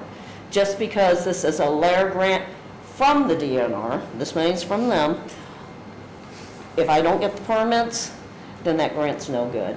It normally takes about 7 months to receive a permit from the DNR. And we just wanted to make sure that we had that before I proceeded and wasted. Yes, sir. Tammy, you need $195,000, you have $100,000. Is this not the responsibility of the Army Corps of Engineers to maintain that waterway? Is it something that we, out of our taxpayers' money, would need to invest in? Yeah, sir, I don't have the answer to that question. I'm sorry. I do know that on this particular project, when I talked with the Army Corps of Engineers, I did not need to get a permit from them because the project's not that large. And I did get that confirmed. So I apologize. That's okay. It sounds like you're wanting to preserve the work that's already been done by doing some work. Yes, that's correct. Did this $100,000 come from the Army Corps? Did this $100,000 come from the Army Corps of Engineers? No, this comes from DNR. It came from DNR? Yes. Tell Okay. them what the layer stands for. Lake and Riverfront Restoration. That's what LARE stands for. So Or it's LAR, It's an LAR grant. yes. And I apologize when I don't sound quite so familiar. I did not write this grant, my predecessor did. Something that you need to understand, these are hard grants to get. The fact that it was Sean was able to get this, that's very impressive. That's something that he's quite good at. Tammy, with the $100,000, how much can you get completed with the $100,000? Oh, it's going to have to go up to 190. Well, probably not 195. I'm going to say this because we had done the blueprints. We had 2 different proposals on what type of material to use for supporting the bank. One of them was riprap. The other one was like those big, if you've been to my path, you've seen those big stone squares. We were toying with the idea of using those also. If we do riprap, it's going to be quite a bit cheaper. Again, in this day and age, we don't know what the price of materials are going to be. Are you getting estimates from local contractors? Right now, I'm getting no estimates from anyone. I haven't put it up for bid yet. When I say the estimate, when we submitted this, and I don't know what page it is on yours, but I can show this to you. And by the way, this amount is something that DNR looked at. I have a coordinator. They evaluates this. They looked at what we put down to make sure that we were being fair and honest, and they said, okay, this is what we're projecting that your project's going to be. So I can go ahead and give this to you, sir. This has all the different costs. Do I need to show it to Sheila first? Now, you should have this. It's on. You do have this in your packet. Yeah. We have it from last, yes. My thought is, if this is an issue for the Army Corps engineer or DNR, will they not pick up and play a bigger part as to kind Well, of... 80% is quite big, don't you think? Well, yeah, but then again, even the difference of the taxpayers' dollars, there's many people out there, because this is for a non-for-profit, I'm sorry, sir? you're non-for-profit. We are a government agency, yes. Okay. We're a sub-government agency. So we are not officially a nonprofit, we're not officially a government agency. We're like a sub-government agency. And I know, I read the article that said that it would enhance maybe visitation, tourism to Owen County by making sure this absolutely, my sir. path is provided and taken care of. Oh, absolutely, sir.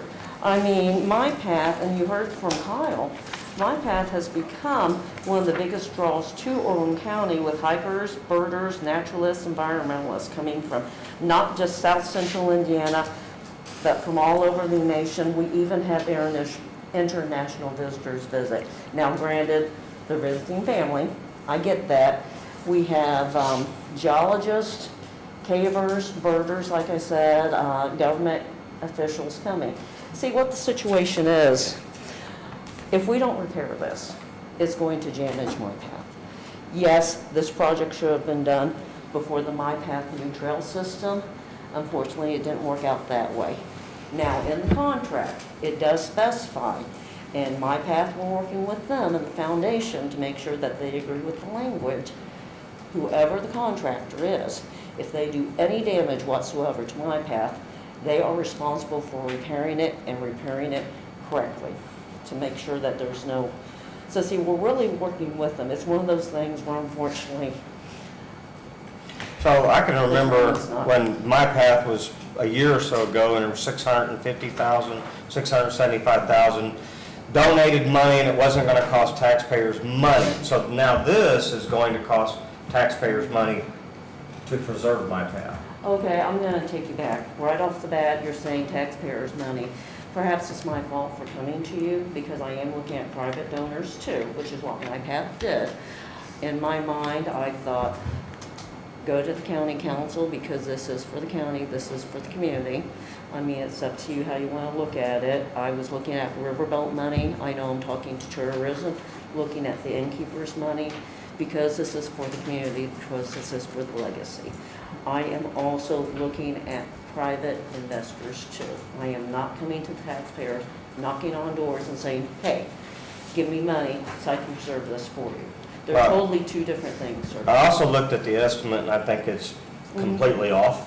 But Okay, I also I don't believe know. that if you're going to ask for money, Yes. if I'm watching the video and I'm going to know that you have $200,000, I'm going to make sure my bid matches that. So I think you should have bids for every step of the way long before you would ask for any appropriations of that. Okay, You should know what this is going to cost, not an estimate that I've looked at it, and I'm a contractor, and it's way out of whack. okay. Well, I will share with you the reason why I'm doing it this way is because that's how I was instructed to by my board. I want to put it up for bid first. Before I even do that, they want to make sure that I can get some sort of support for this. And that's the reason why I'm doing it this way. That's the way I was instructed. When I put out a bid, it's not going to have that product list on it, obviously not. It's there for you to look at so that you know where I'm coming from and the reason why I'm coming up with this money. Or wanting this money, excuse me. Yes, sir. I'm unclear, what part does soil and water play with My Path? Are you one and the same board? My Path, we own the land. Pardon? We own the land. we allow my path to put the trail on it. But that land actually belongs to Soil and Water. So Okay, we're the responsible for land securing that. is owned by the Soil and Water. Yes, that's correct. Okay. MyPath leases it, is that right? What the situation was, my path is a foundation project. Okay. Foundation cannot own land. So we bought the land for them, and we allowed them to put my path on there. Does that make sense? That is my understanding of it, is that's the reason why, when it came to the riverfront restoration, that is our responsibility. Is And it's just MyPath- one area. Is MyPath willing to put any money into this to save their path? The foundation, yes, because my path is the foundation. So they're willing to put some, I mean, the foundation is They are, willing right to- now, I've talked with you, I've talked with the town council, and like Mike said, they haven't committed. He is just here to observe, because I've not talked with you either, but he's graciously came here to look at this. I've talked with tourism, I have talked with the foundation, and now my mind's a blank on who else I talked with. But all the entities I talked with, they want to see what happens here. They want to see what happens with the town. I think the most important thing is what happens if you don't do anything. Will it take the bridge out? It's on this side of the bridge. Will it take the parking lots out? And how many years will it take for that river to erode? That it's not a very pretty thing, because as it goes to that side, it leaves, riverfront on the other side. Yeah, And try to change the course of the river is one of the things they're talking about in that one section, or that one corner right before the river bridge on the county side, I should say. But it's, it's a project that has been looked at, like Tammy said, for a couple of years, and they just got to the point where they could give some estimate. I'm not sure who brought the estimate up or how they designed it. I did ask the previous director there Yes. what would be used, and he said big bags of riffraff. They usually take a crane and set them in place. Or he said at the time they could use junk cars to catch the debris and build a bank there, because it's a self-building bank, because the river flows that way and carries the sand and that with it. So, we're still pondering it. The town is, we don't want to invest taxpayer money also, and then in 5 years, where to go? Down the river. But if it works, then it preserves, in my understanding, preserves the start of the My Path area over there on that, which has a parking lot and benches and stuff like that. I think what I would like to see is, how much you could get from, outside investors before we would commit. Because, as you know, we have limited funds and have so many different places that it needs to go. I would just kind of like to think about it and see what you can Or in the get same from other, Okay. yeah. And I am trying, I have looked at private. It's like a catch-22. Everyone's telling me, well, let's wait until the county council, until the town council. And that's where I'm at. This is a project that they've actually been researching it for like 18 years. And it's curious that it's just one area. It is getting worse. We have a very unique opportunity. We literally have $100,000. I So- think for us to lose that and to say, hey, you can reapply for this again, layer grants are hard. They Okay. are hard. The catch-22 is if you don't do something, you lose the money. Yes, If you use the money to do something and you don't get it complete, you lose the money. exactly. So And, somebody's Mm. got to pay. Yeah, so I kind of hate to lose the money. There is that element. I mean, it's it's a fraction of the dollar, so to say, let's say 50 cents. And that's, better than full price, but the dynamic as it's playing out, it's going to be tough because someone's not going to move first, the other's waiting for the other. I think the best approach here is to think about who are all the key people that you're kind of reaching out to, the town, the county, foundation, et cetera. It could be more. And you need to get a meeting together. You need to bring these people together in the same room, a representative from the county, representative from the town, tourism, maybe economic development, the foundation, and say, here, so everybody's on the same page, here's the issue, here's the amount we need to raise, is there a way to make this work? Is there a combination, where each entity maybe puts part of it in and comes up with the 80 or whatever you need? And so they're all talking about it, and then they can go back to their boards, have whatever decisions deliberated, what's best for each group, and figure out where you're at. Because based on the conversation here, I don't feel that there's enough support to do anything tonight. I think we want to wait. I don't think it's a no. And I would like you to reflect on that. And I hope it's not a no, but I do think that probably you need to get those stakeholders in the room together. Because otherwise you're going to be hopping back and forth. There's going to be no communication between anybody. And I'm not sure that's going to produce any positive result. So. I need to apologize. I need clarification. You keep saying taxpayers shouldn't pay for this, and I get that. I'm a taxpayer. I know where you're coming from. My understanding, and I may be totally wrong, I was thinking that riverboat money was something a little bit different, just like the innkeeper's tax, where it's not necessarily, well, it's gambling money, is that correct? Riverboat money, that's what you get that from. And my understanding was that was used to help promote a community, to help enhance community and opportunities to stabilize the environment. Am I wrong in saying that? Or is it meant to be used for something else? And that's the only reason why I came. I thought, oh, this would be a perfect fit. Just like the innkeeper's tax, that money's meant for tourism type things, and this is tourism. This is my path, which is what we are becoming known for. Am I wrong in saying that? Because I may not understand, so I do apologize. It can be used for that. It's really open-ended. It's whatever it's needed.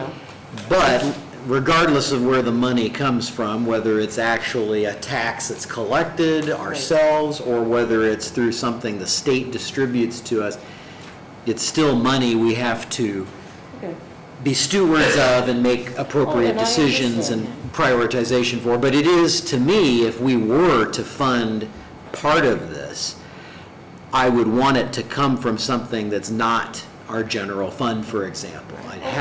So Riverboat would be a candidate for that. But I think the biggest concern here, based on the conversation, is we got to get the stakeholders actually talking to each other. It doesn't matter where we end up taking money from or if we do it or not. We first have to get people together to figure out an overall plan, because it doesn't sound to me like there'll be any success piecemealing the requests, because you may not get enough from one, too much from another, and that's if they give it all, and you're losing time in the process. And it sounds like the town at least is willing to listen. Yeah. We're listening. It's a shame it couldn't be a You Fund Me project where people. And maybe there's that opportunity too. Yeah, that would. Who wrote that this and, I'm sorry, sir. planned that it would fix it? Who wrote that up? Well, Sean's the one who made arrangements, and what's the name of the architects? It should be on there, sir. Yeah, it says, It's Flatland Resources. here you go. That's the, Flatland's the part I couldn't read. I think that what I would suggest is to see if you could get some people to give bids on what he's got drawn up. Okay. so you can get an exact amount of what it's gonna Okay. cost you. And you can get some people to give you some estimates on that. And then you know the money that you need to raise. I think you need to get specific figures before. Okay. No, and I understand that. I You was know, just doing what I was And I instructed would to try do. that. Okay. Marcy, did you have something you wanted to I add? was just going to agree with Anton. I did want to acknowledge, I think it's great that Tam's been able to get this grant. It is a very difficult grant to get, and it is a large amount. And most of the time, when the state gives such a significant grant, they're wanting to see that the county is wanting to put some skin in the game to invest within themselves. So, I mean, I think asking the county is a great ask, but I think you have to have everybody at the table with a plan, like Pearl said, to make sure that you can work your plan. But I just want to give the credit where credit's due. Maybe the chamber could give some. Chamber would be more than willing to help, because as far as economic development goes, the White River is a tremendous asset to this community, and most certainly we would support any kind of preservation of that. Yeah, but you need solid figures on something like Absolutely. this. Yep. So we want it closer. Right. Pardon? We want it closer.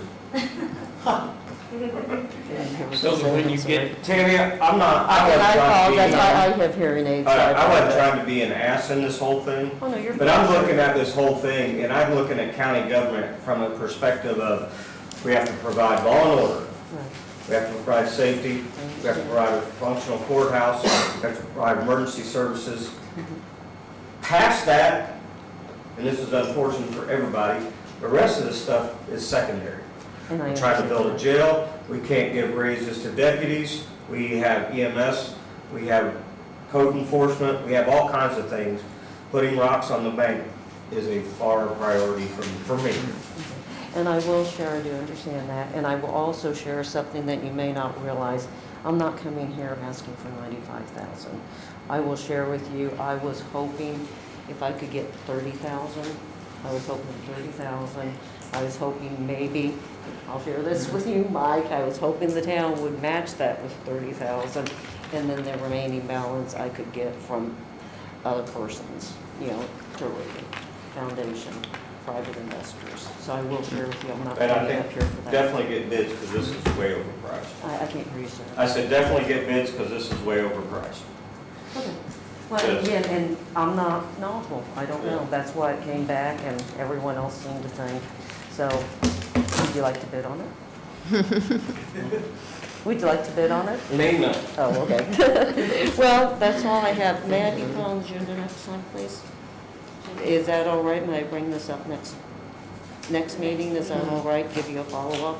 Yes, That works for you, mean, or yeah, I maybe we can- encourage that. And like Anton was saying, I agree with that, you know, getting everybody there together, then that way it's not, you know, And the Corps of Engineers question, we need to just see, I mean, I it's will easy to say ask Corps of Engineers, but there's a lot of red tape, and they,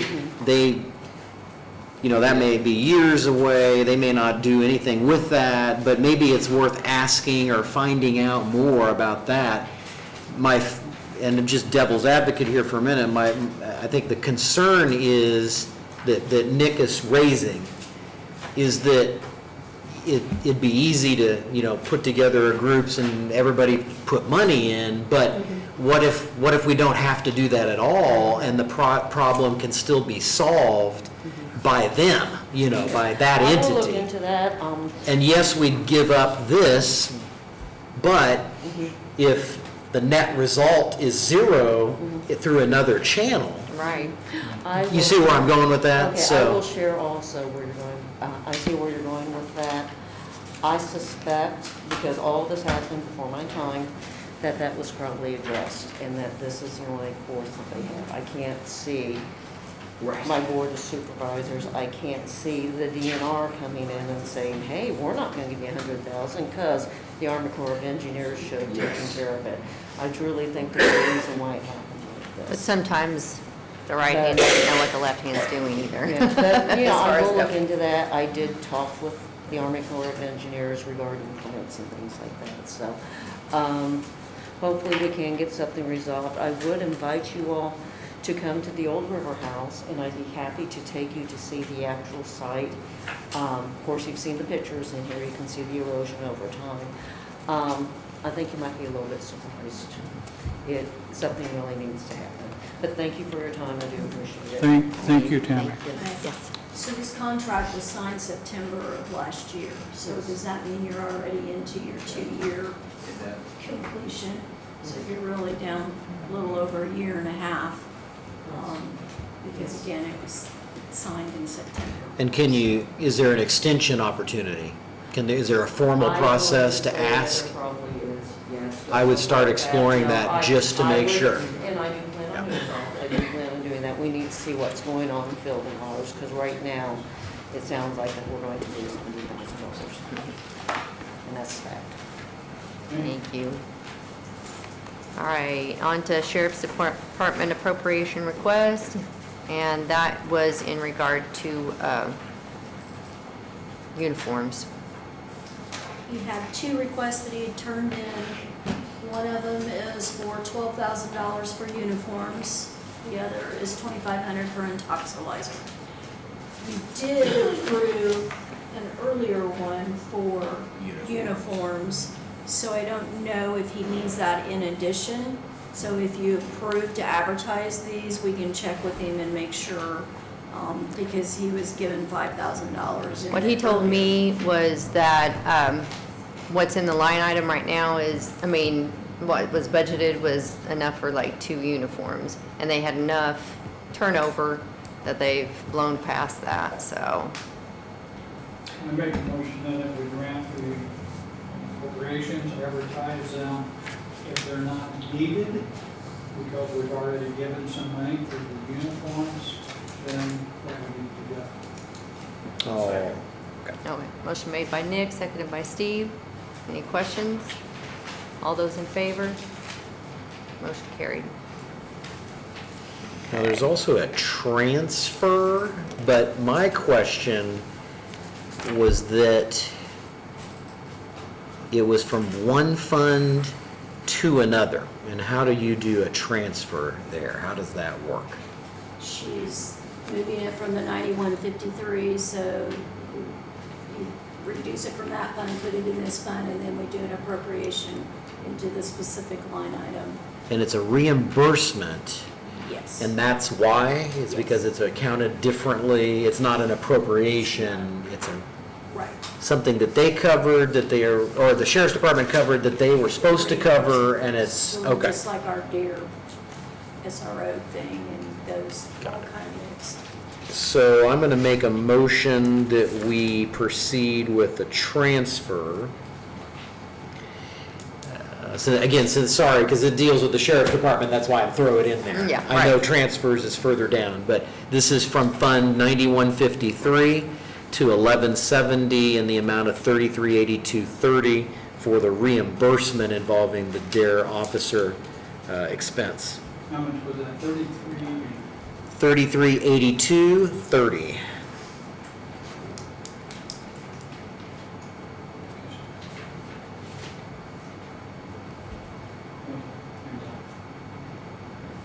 You made a motion, Anton? I second. Motion made by Anton, seconded by Nick. Any questions? All those in favor? Motion carried. Okay. That was the only transfer, right? Right. So we're done with that part. Okay, extension office phone system.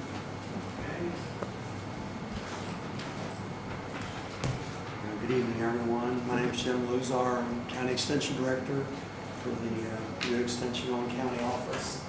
And I started in December, and one of the first concerns I've had about the program here in Owen County has been our customer service. I've really tried to enhance our customer service. I feel every taxpayer that utilizes our office, whatever the program might be, right now our particular programming focus is 4-H, of course, with the fair coming up. But one of the issues I've discussed with our Extension Advisory Committee has been our phone system.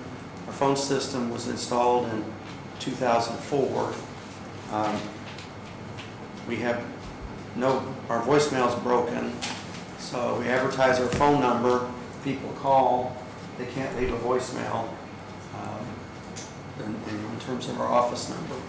And the phones are so bad now at this point, we have dropped calls, not on the end of the user, but on our end.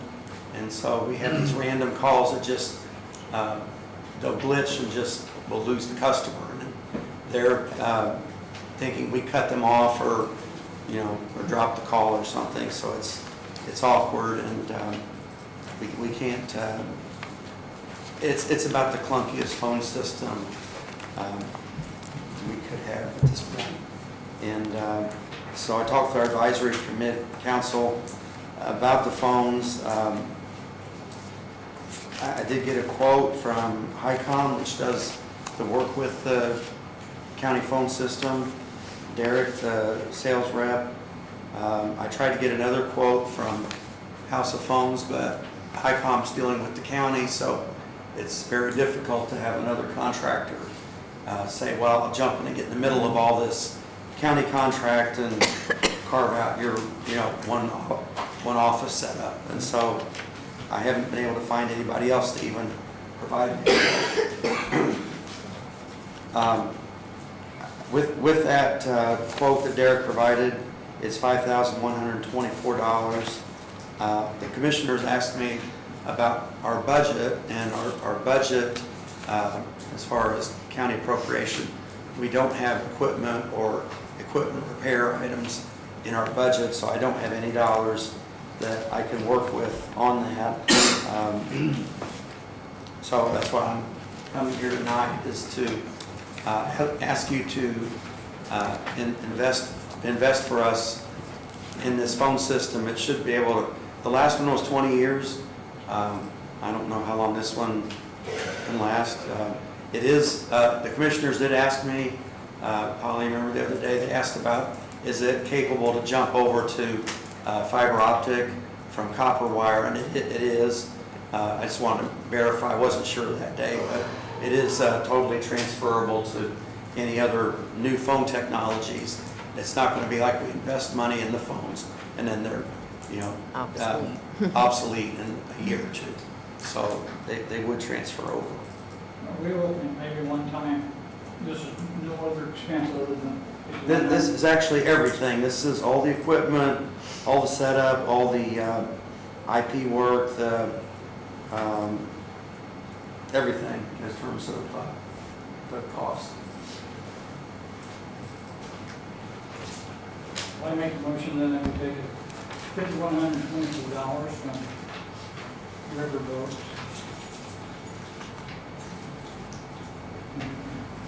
Upgrade phone system. I'll second. There's no monthly charge on top of that. Motion No. made by Nick, seconded by Anton. Any questions? Is that an additional appropriation? Yes, additional advertising, additional Yeah. appropriation, Riverboat. Yes. Make a suggestion. Mm-hmm. He's getting ready to Oh, get into yeah. Fair Week. Right. And not having the phone system and down to almost next to nothing. The council does have funds in their actual specific fund line item in the 30100 line item, which is other services and charges. If it's gonna be a one-time thing, you have over $300,000 that you had left in that line item that you could make a one-time out of it. I withdraw my motion then, if anyone wants to.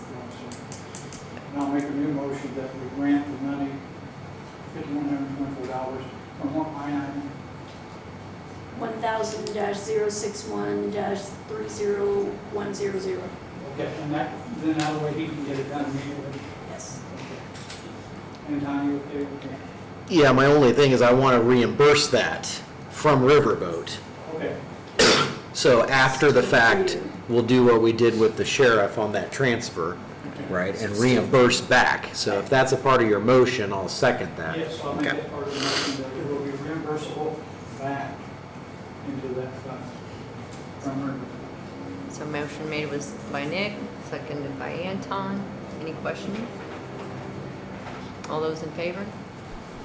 Motion carried. Thank you, Sheila. I understand what you're saying. Yeah, timing Yeah. is critical.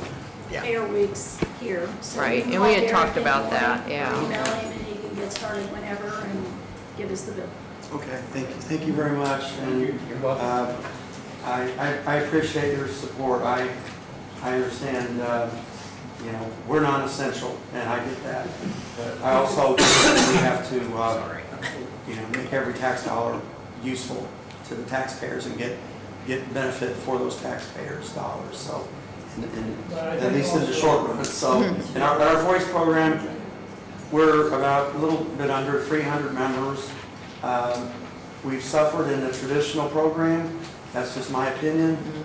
We're trying to bring the balance back, livestock projects, traditional 4-H, the rural kids, under my watch, that's going to be emphasized. I appreciate more. that. So that's important. Because I know that has gone down considerably. We've got to change that trend, and we're making inroads on that. Great, So great. I do appreciate your support, though. Thank you. Good luck. Thank you. Thank you. All right, Communication Center Director update and requests. Good evening. Good evening. So just a couple of updates on the radio project. Dana is going to email Barry Ritter. We were able to get out of that contract. And going forward, I propose that that I put together a radio committee to hear all the proposals from the vendors. And then we choose a vendor, let me back up a little bit. So then we hear all of the proposals, and then the vendors can at that point submit their bids, the sealed bids, and or their proposals, and then we go from there with the opening of the bid. But my recommendation is that we don't do the lowest bidder, that we hear the vendors out and hear each of the proposals. And then they can submit their sealed proposals and go from there. So, the Ritter part's done, and I think the original point of that was to get professional help, professional advice from someone familiar with 911, et cetera. That doesn't have money to gain from it. Right, and I'm talking the concept here in the discussion, not necessarily the who, but it was to get that help. And I know that no one in county government, has that expertise, that level of expertise. Are you still open-minded to getting some assistance, even if it's not with Ritter, but maybe another individual or another firm, other than just jumping right into the RFP? And the only reason why I ask that is because the last time we did a radio project, and I think we've talked about this, it was very vendor-driven, and I think Polly was touching on that here. And you tend to get sold a bill of goods, and yes, there's a review, but I think that it's probably best to have this new committee meet first and just regroup, and then see what direction may be best as far as going straight into an RFP, or whether it's seeking some professional help from a different angle, or a combination of those things, or maybe something we're not even thinking about. Because I want to make sure that we don't make the mistake we made earlier, which you don't know about, Right. much about. Yeah. So we've got to be very careful with the vendor-heavy side of it, and yes, they can be helpful, but sometimes they can hurt us.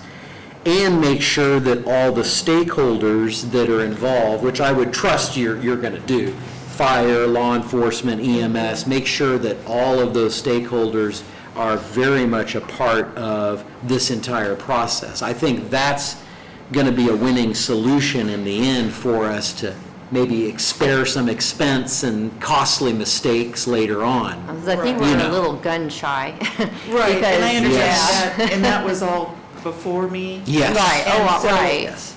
But there was money given, a vendor came in, they were supposed to, decide what needed to be done. Right. And then it ended up worse off than it was before. So, And- and a lot of money I can was assure you wasted. going forward, there will be assurances built in that you will not get paid for the completion of the project if the project is not at least 85% better than what we currently have.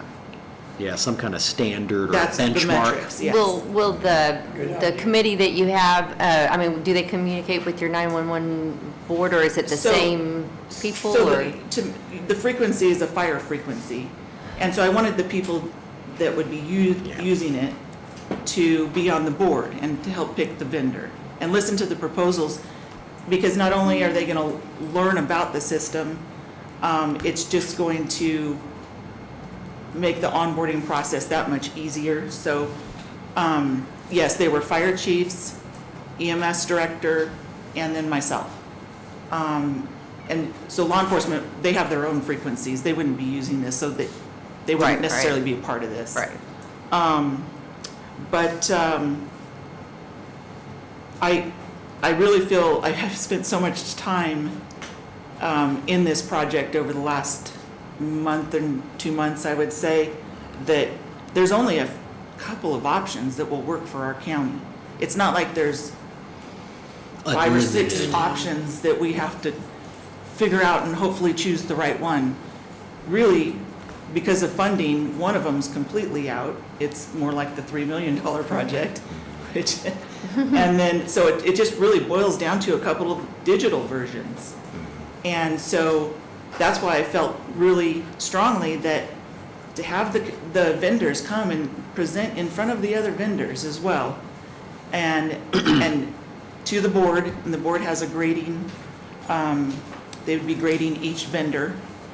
And I don't know, I really felt like that was a way that everybody could be involved in the process, and that we Yeah, I could think make that's a important, that there are a good- lot of different, players. Yes. in- Yeah.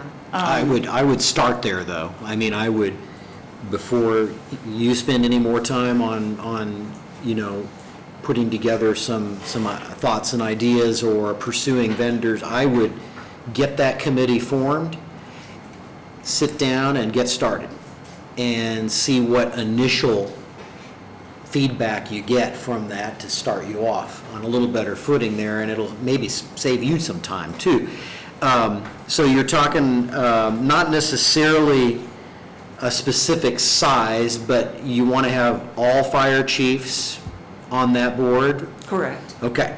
And then EMS director? If he chooses would to be be good. on it. I mean, this is a voluntary situation, so if he decides not to be on it, then I'll pick another, probably fire chief or, Okay. um, And any other, I know law enforcement, you said, they still can access it, right? They still have access to those channels, that communication capability, but they maybe don't use it regularly in their operations. Right. But it probably would be wise to just go ahead and have a law enforcement person there, because there's still going to be that interaction. There's a totally different perspective there that may be helpful. Is there anybody else, EMA director? Will they be involved in the committee? I had just picked fire chiefs. Okay. I picked the people that would be using the frequency. I feel like they have the biggest piece of the pie, ownership of it. So that's what I felt strongly about. Okay. Well, I would encourage you to go broad on it, because there's no harm in having some extra voices in the room and having that communication. And I think it would be important to have EMA involved in some capacity, and someone in law enforcement as well. But otherwise, I think it's golden. I think having the fire chief, the people that use it, is critical. That's a primary area. And then maybe that'll be a little better direction. I don't know that I'm going to get buy-in from law enforcement, but I will definitely try. Okay. So, yeah. So just to update you, I spent a lot of time at each of the towers a couple weeks ago. The little rooms that house the radio equipment, several of them are in very, very bad shape. There's water intrusion, there's rock floors, there's dust and dirt, and so I had proposed to the commissioners last week that if there's, depending on what direction we go now, if we need to hire a subject matter expert to advise us on what direction we need to go with radio frequencies or vendors, if there's any money left over, we might need to use some of it to spruce up these buildings a little bit. One needs a new subfloor.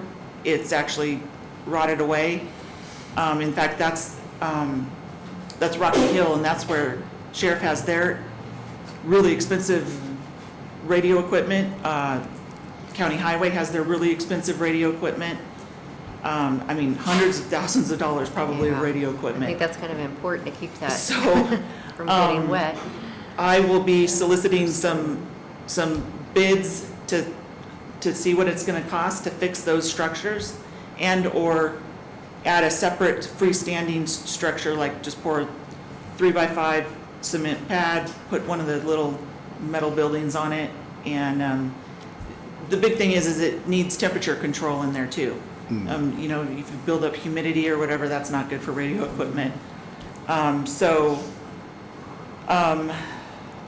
does the county, do we own we don't own any facilities other than the tower, correct? No, we don't even. Or are we partnering on that part? I believe the only tower we probably own is the one at Patricksburg. Okay. Otherwise, we just borrow We lease space. the space from whoever owns. Yeah, so like Hoosier Energy, we lease that space. Okay. Got it. Now, Hoosier Energy is the Taj Mahal of. Yeah, probably not. Maybe it's kept okay there. Yeah. But yeah, you can imagine otherwise. So probably want to have legal look into that, to make sure that whatever investment we're to make in property that we lease is protected somehow, or not somehow lost, or we make the event and then we lose the use, or, there's weird things that can happen, but maybe that would be a good item to put on the list to double check, just Okay. thinking out loud there. Okay. But so I have no idea what it's gonna take to really fix up these structures. So at probably the next meeting, I'll have numbers for you. Okay. Okay. Great. And I think are they even under obligation if we're leasing? It would be, yeah, it houses our equipment. Yes. As far as making sure the equipment is secure, safe, and operational, but if it's owned by somebody else. If the land is owned by somebody else, we're gonna wanna ask if we can put up a little structure, little tiny. And I know from an insurance standpoint, you'd want to make sure that even though we don't own the space it's in, you need to make sure that the equipment is insured or is a part of our policy as, business, personal property, off-site at a location other than the courthouse and a facility Yes. like that. And I don't know if anybody's even looked at that. And or maybe So- possibly look into like security, some type of, I know that Rocky Hill has security cameras that are, I believe it's the cell tower that monitors those. Patricksburg doesn't have anything. We might want to consider maybe something, some kind of like alarm that goes off or something if, now, two of them did have alarm systems attached to them. So maybe for these other ones, we might want to consider something like that, just because we are going to be putting a lot of really expensive equipment at these locations. So let's protect our investment. Well, I will also bring up the main reason for this, going all the way back to the main reason is there are many scenes where we have zero communication with dispatch. And we're on a fire scene, I'm there, we've been there many times, we just cannot talk to anyone. There is no communication, we're trying to get through, nothing happens. We literally have to send somebody either up a hill in a vehicle to call, or we pick up our cell phone and we have made cell phone calls. So the reason for this is the zero communications that we end up in. Not bad communications, zero communications. And it does happen. Especially at Cataract, it happens. At the falls, it happens. If something happens at the falls, it's usually very bad with lots of people trying to get in and out of radios. Well, I think that's why we decided to take our funds and go toward this, because it is a very important project, so. Yeah. Yeah, the vendors I've talked to so far, they anticipate we could have our system in place probably by the end of fall, early December at the latest, so that's really good news. Obviously, the sooner the better. So I will bring you back some quotes on what it's gonna take to fix those different little buildings and really secure our equipment. I will, who would I talk, would the attorney have the leases or, okay. Well, maybe. Yeah, hopefully. Now, I did get the lease for Hoosier Energy, so, Yeah. the others, the other, two of them are, one's at a cell tower, one's at a water tower, so I'd have to check with the different, like the water department. It might just have been a handshake type situation. I don't know, because I don't have any history in this county, so. Probably good to shore it up and make sure. Yeah. Another quick thing, really quick.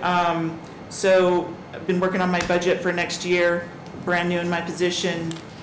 When I started asking questions about, who pays for what, it came to my attention that Spencer, the town of Spencer doesn't pay for dispatch services. I'd like to try to get on the town docket and meet with town council and just revisit that and see if I can get support for funding 2 of my dispatchers, 2 of my 10. I have 10 dispatchers and a part-time position, but if they can fund 2 of them, that would help out significantly. Can I ask a question? I'm from Townsend. You're talking about a center for our primary, I'm sorry, what? our territory. Dispatch. Our territory dispatch. Well, I think she's talking about dispatch. So it's the 911 center? So we dispatch for the town of Spencer PD Uh-huh. and Owen Valley Fire Territory for the town. And so in the last 5 years, we've handled 22,000 calls for service just for the town, for Spencer PD. And I'm still looking into pulling some stats for the Owen Valley Fire Department. Yeah, we'll have to go back and look at the contracts when we contracted to get on the sheriff's frequencies and put our computer system in. And that was all part of the program that we wanted and we paid for. But if there's a new 911 charge coming, we need to know what to justify it. That's kind of before my time. So the town, because I remember when Sherry and I last talked about the Zerker Central Square, fill in the blank, right? We know it's changed multiple times. The town had set that up, and they raised the money, I remember. It was like $70-some thousand, if I'm not mistaken, 80, okay. And then the town did it, but there is a maintenance cost, but the town pays for that part, correct? Okay. And that goes directly to the company, or does that go into a master contract? Whatever Zerker charges. Just direct? Okay. Okay. I'm going to make a note of that here, direct Zerker. So what he's talking, Zerker is just the CAD system. Right. The computer system that the dispatchers use. And so the town evidently is paying for their share of that Of Zerker, system? Yeah. Okay. So- Which is good. Okay. Yeah, figure it out.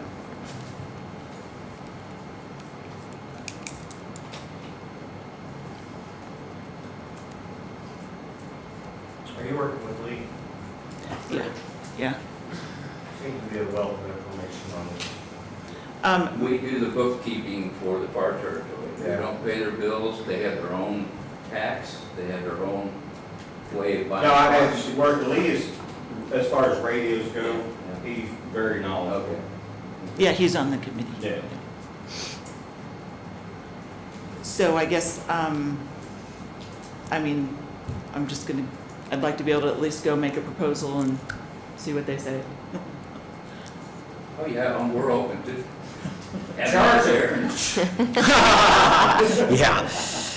Yeah. Talk about it, it's better than we know about it than a 5 o'clock surprise. We get a bill in the mail, what are we gonna do with it? If we're gonna get one. So that's all I had. Did you have any questions for me? Yeah, there's nothing we need to do. I mean, you can do whatever you want to engage or ask. So Oh, I was told I needed to get permission from each one first before I go. It's kind of like there's no objection, but Okay. it's up to you. In my opinion, there's nothing formal we would have to vote on. to Sure, do. sure. It's information. Yeah, Information. that's So good. you're not caught off guard. Right, right. And we appreciate that. Now, Thank the other request is on the training. When you have a training fix from a compensation standpoint, do you want to talk about that? Okay. So in your packets, there's a proposal on how to fix a problem that we've had internally for several years now. We talked about training earlier, and this has to deal with that. Our training compensation component policy for years has been that we're only paying for trainings that are not already required as part of the job, because that's the job, and they already get paid a base pay amount for that job. Training was purely for an extra, not extracurricular, but it had to be pertinent to the job, it had to be something not required by the job, and it had to be ongoing or require some kind of continuous recertification to keep. It couldn't just be a certificate, you did it, and you're good for life. That doesn't qualify. It has to be an ongoing thing.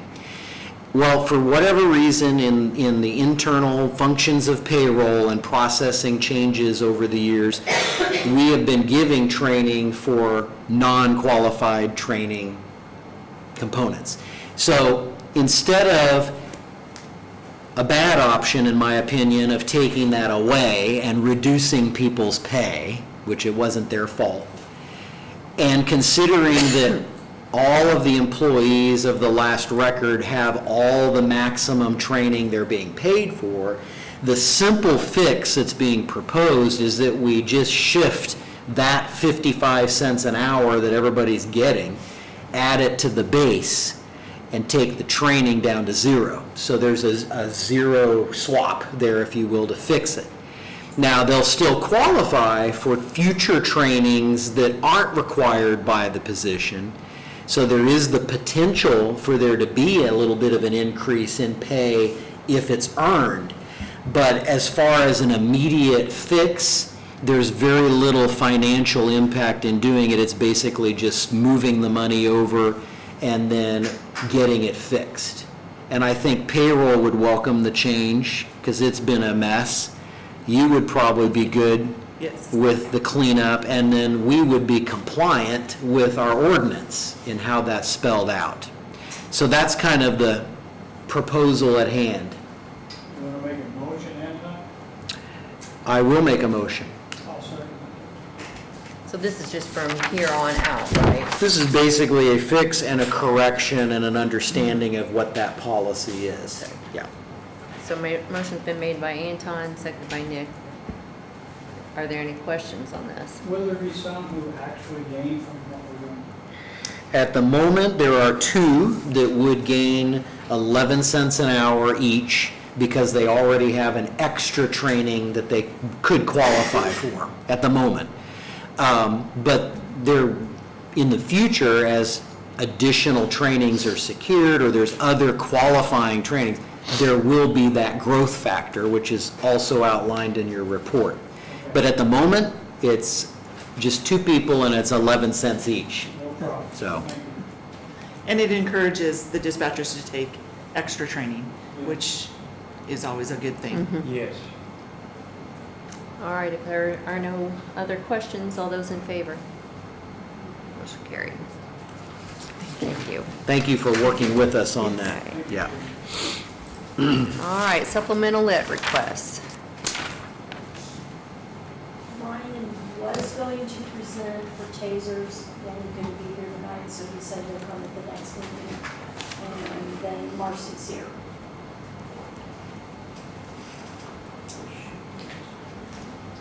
So, it was brought to my attention that there is $106,254 in the Owen County supplemental lit that could be going towards Owen County economic development. I was told to go and research with the DLGF to see if that was something that would go into economic development here in Owen County. I did contact the DLGF. They confirmed that that's what that was, so I'm simply here requesting those funds that are supplemental to go towards Owen County economic development. You said it's 106,000? 106,254, $26,791 goes to the town of Spencer, and then $1,905 goes to the town of Gosport for economic development. How come we haven't split this up before? I don't think this has ever here's- existed before. There's a little confusion here, let's clear this up. So economic development is a misnomer when it comes to this fund. Yes, it's called local income tax and it's called economic development, but Indiana law was changed about a decade ago, allowing counties to use that particular revenue source for any legal purpose involving county government. So we currently use those funds to pay for things that are employee benefits packages, the match for community crossings, and other things like that, plus the contract that economic development has with us, which I think is at 65 now, something like that. So there's no specific earmark that just says that money goes to the Chamber of Commerce. That, there is no such thing there. Now, they can request an additional appropriation from us to go to them if they have a project they want to spend that on, or if they just want an additional amount of money. That might be your ask. You can appropriate that for their use. But that's no different than anybody else requesting money. We could use that money to pay for the phone system at Extension. We could use that money to cover, contracts or whatever. It's not specific to economic development, just to clarify. Yes, that's correct. Okay. It was put in specific for, when they first passed the law, and then they generalized it after, didn't they? Not necessarily. It depends. Back then, there was an economic development or not. There was a capital improvement plan, and the commissioners would have to think about what kind of community investments, et cetera. It actually had been used, I think, early on to cover the original, part of the original jail expense. Well, that since has long been done, but with the latest Indiana code, it's just any lawful purpose. And so it's just no different than any other appropriation. So when this was brought to my attention, basically I went back and looked at the numbers for economic development that has been for Owen County. And what I'll be bringing to the county council at budget time is over the last 5 years, there's been over $60 million of direct investment come from economic development. Of that $60 million, over 350,000 of that has been privately brought in, simply because there is no money, right? So we're always trying to find money to get projects done. And so even though we have come before the county council multiple times and asked for a budget increase, when up until last year we hadn't gotten one, and then we got a small one last year. It's very difficult, though, for us to work on these large projects like fiber build-outs for the entire county without finding these investments. For example, so far to date, there has been $30 million of fiber build-outs for Owen County since 2020.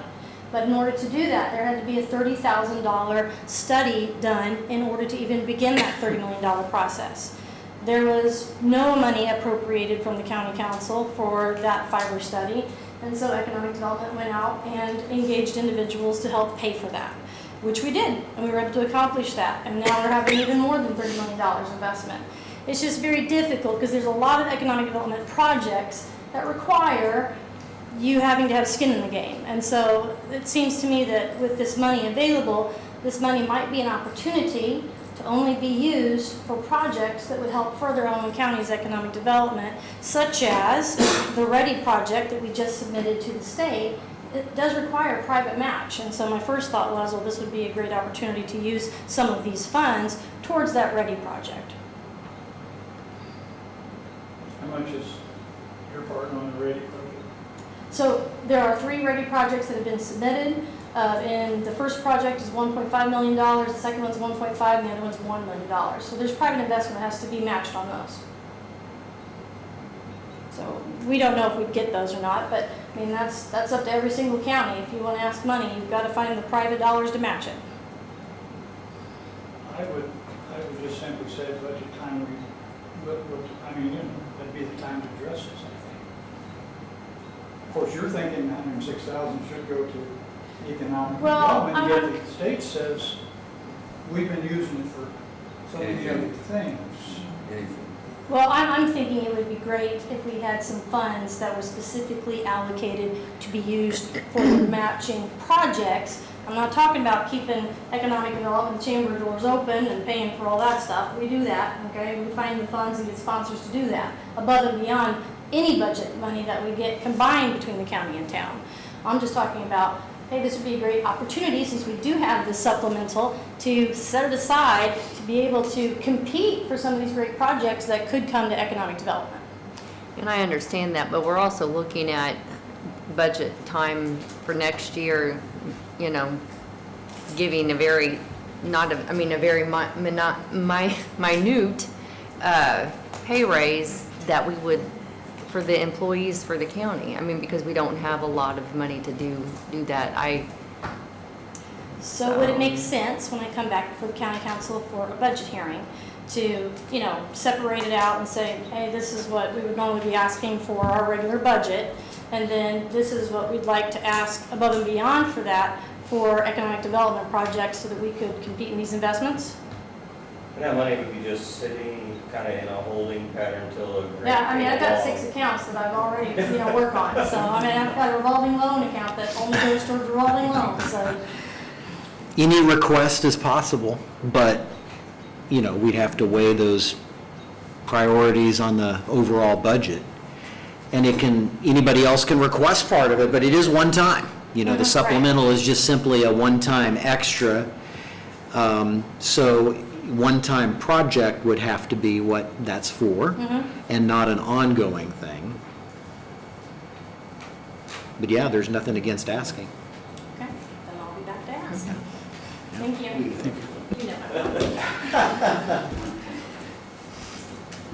All right. Let's see, we already did transfer requests, so we're on to salary ordinance, compensation confirmation summaries. I'll make a motion that we adopt those, have you sign them. I second. Motion made by Anton, seconded by Nick. All those in favor?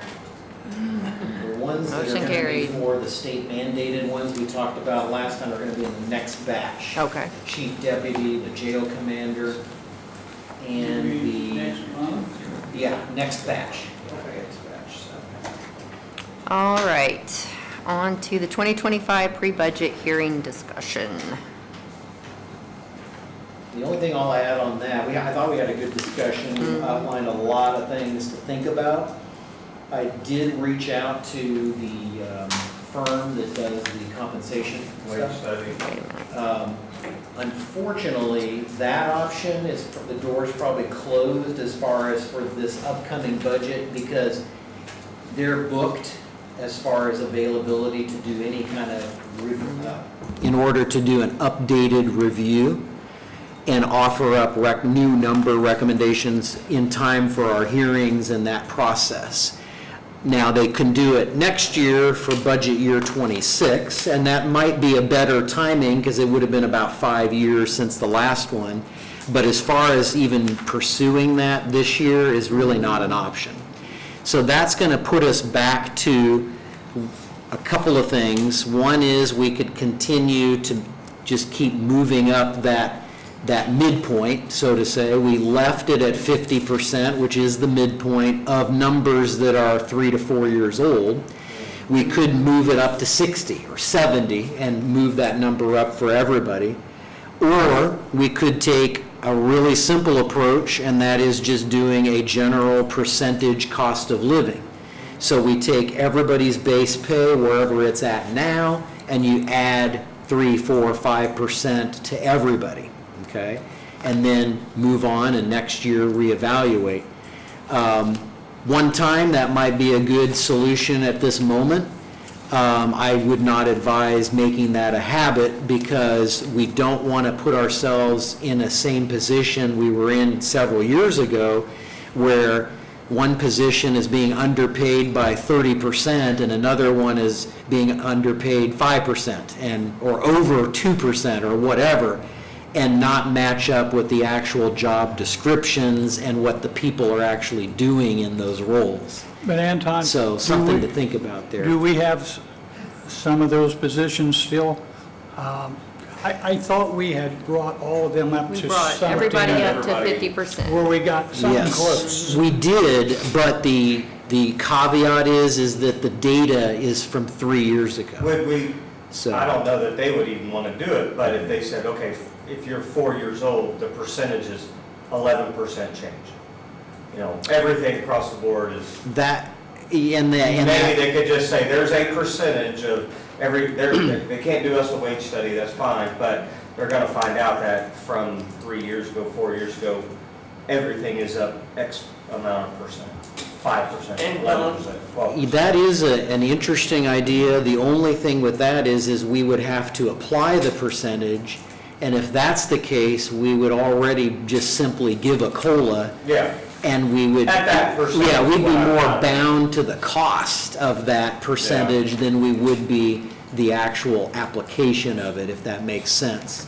But that is an interesting idea. The only other thing is, some positions, that's assuming all of them on average. Exact same Right, amount. but I have a feeling that certain positions, like in public safety, there is a much more dramatic shift or gap because of the demand on those, filling those positions. Yeah. And so, yeah, 8% might be a magic average, but then you're still way under on a sheriff's deputy, for instance, that kind of thing. So we really want to see new targets to bring people up to instead of a general. But again, it's early. We don't make decisions tonight on this. This is just for your information on that particular option's out at this point. Could I make a suggestion? Mm-hmm. I think that if you had time or something,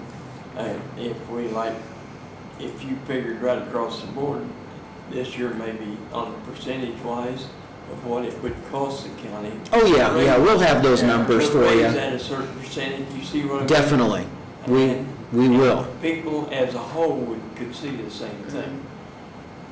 Well, and I think the 50% midpoint where we're at, and then the 60%, it changes based upon the position too. So if we do a COLA, then it's 5%, it's 5% for everybody, but the midpoint between our 50% to 60% is different from a sheriff as it is for, soil and water.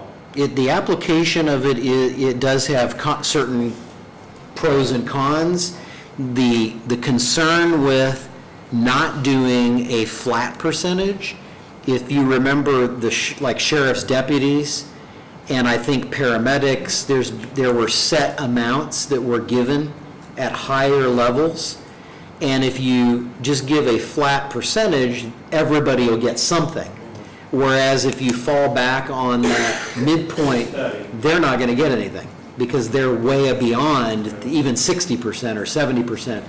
And so I'm thinking, just personal opinion, that this might be one of those everybody this year things where we make sure we just give a percentage so that everybody grows from an inflation standpoint, and then plan maybe the following year to do an actual overhaul again with new numbers, and then recalibrate everything then.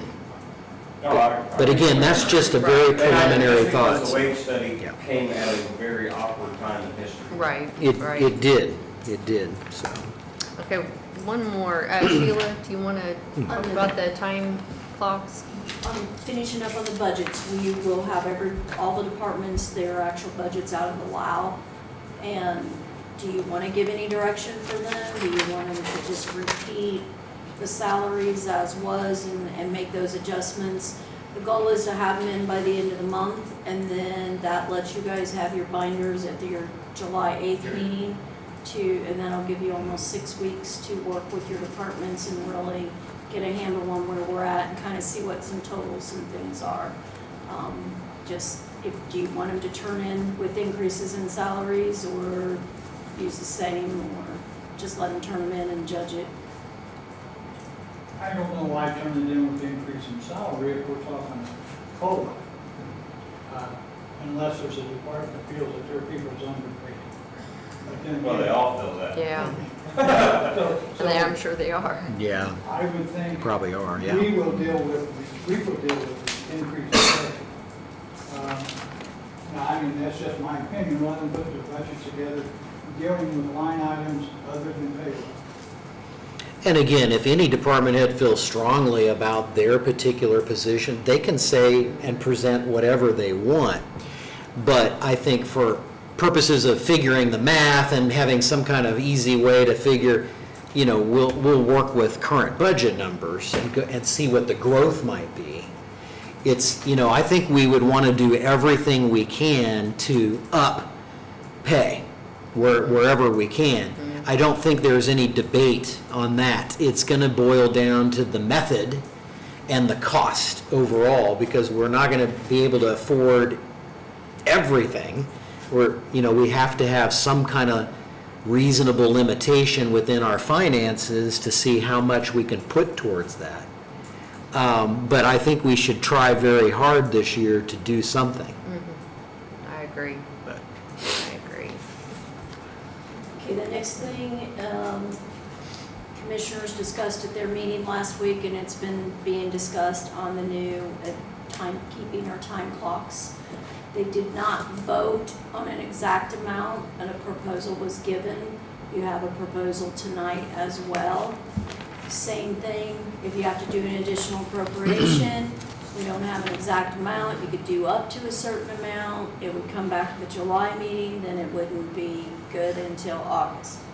Going back to the same thing that you did with the extension office, there's the option of using the funds that's in the council's line item and repaying it from wherever you want to do an additional appropriation from, so that's the next move in moving forward.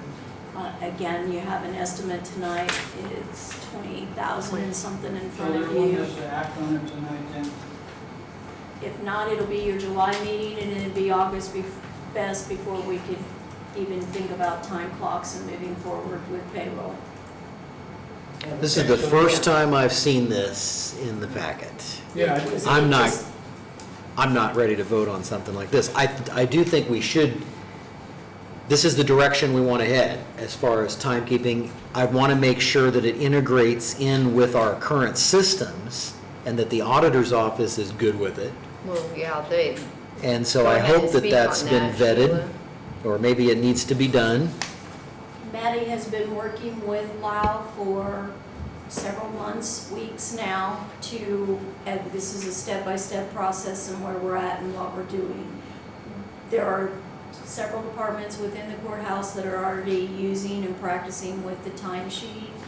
The commissioners decided they want cards to be able to have the scans in the courthouse themselves. There's some outer departments that will have mobile apps and card scanning capabilities, both depending on their jobs, because not everybody starts in 8 o'clock in the morning in their department, so they have to be able to log in and log out. The number of time clocks or the number of, and the apps I believe are free, and that ends of stuff for those that are using it is still to be determined. This is just a ballpark estimate. But if you guys don't approve it, or you wait until the commissioners have an exact number, whether they want 9 or 14 clocks or whatever, now we're looking at the middle of August before we could do anything. Sheila, is your office ready for time clock? They have been using it. There's been, again, several in the courthouse that have been using the example as far as the timesheets themselves that will coordinate with the system. Maddie's got some of them. Not everybody has got the training done. I'm not saying everybody has gotten to that point. It's just the commissioners are determined, or that their preference is the time clocks for the card swipe systems in the courthouse, which means everybody would swipe when they come in and out, whether it's daily in and outs and lunchtimes and those kinds of things, and that would blend over into this timesheet that each one of the departments have been using or practicing with the last several weeks. Then I make a motion, because I think you're saying it's time sensitive, you'd like to get started. I appreciate Anton's statement, because we had not addressed this before, but it's not. We talked about this all last year. Yeah, this is all integrated with, I mean, this is allow system. Is this allow? Yes, this is allow system. This goes with our payroll. This is Yeah. the We've attendance never on started that in demand. or anything. I'll make a motion that we appropriate up to $21,000 out of the council fund and reimburse us out of the riverboat fund. Motion's I been second that. seconded by Steve. Any questions? All right, so let's confirm for a minute here. So the auditor's office is on board with it. Yes. You have vetted This it. is what they've been working with. It is allow, Mm-hmm. which is integrated and works. The exact numbers of clocks may be less, but this is a top estimate, correct? And then Nick, you're proposing you're doing the swap we did like extension. Yes, yes. Really, Riverboat's going to end up paying for it. Riverboat? The ongoing cost was not much. It didn't look like it was. $350 for a monthly maintenance for them. So that will be part of, or is part of this amount. And then when we do budgets for 2025, then that'll Factored be in. as part of the WOW. The max is on page 2, Yes. if all of it is put in, Right. so. Okay, sounds good. Okay. So if there's no more other questions, all those in favor? Motion carried. Great. Thank you. At 11 o'clock in the morning, State Board of Accounts will be here to start an ARPA only audit. It's the only federal audit that we'll have.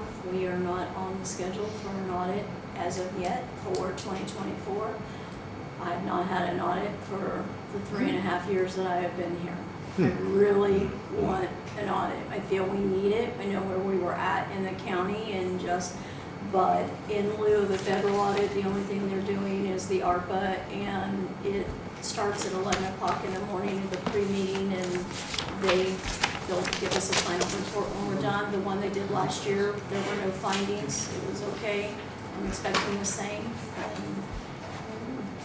Good luck, I'm sure it'll be good. But you're right, can you talk with them to, get some kind of, any kind of hint as to when they will jump on it We and get it originally done? was told that possibly they'd be here in April. Now we're being told we are not on the schedule. So, All right, elected officials and department heads. Anybody has anything? Shelley.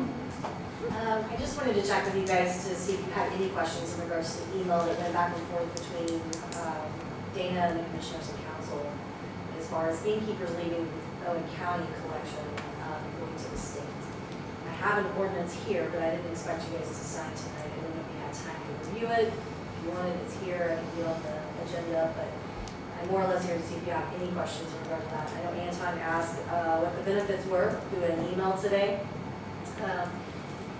Outside of everybody that I've talked to so far, it's kind of a shotgun blast up to treasurers in the state.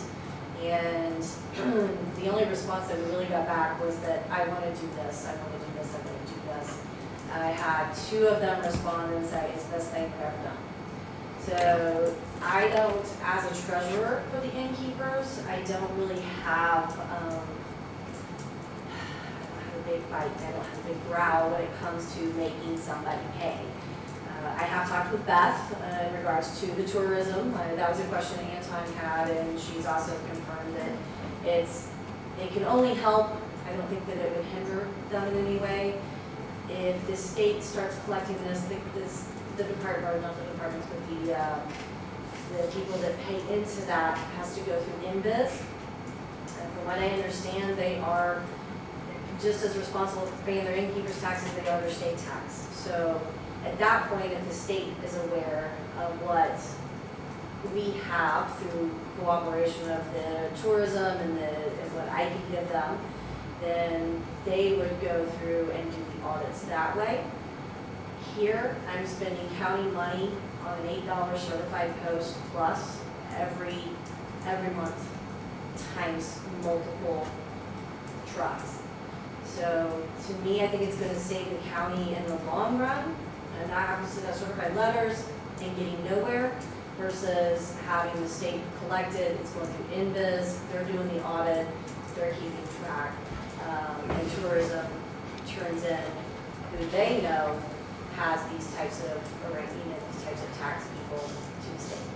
Sheila, is your request time sensitive? Do we need to work on it, back on it?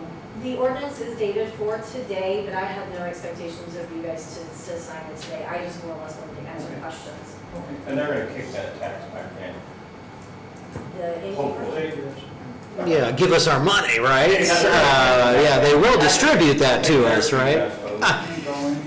Now, did you find out if there's any processing on their end, like anything they withhold, like so much per transaction, or? The state? Yeah. No. Okay. Not that anybody's told me, but I can double check.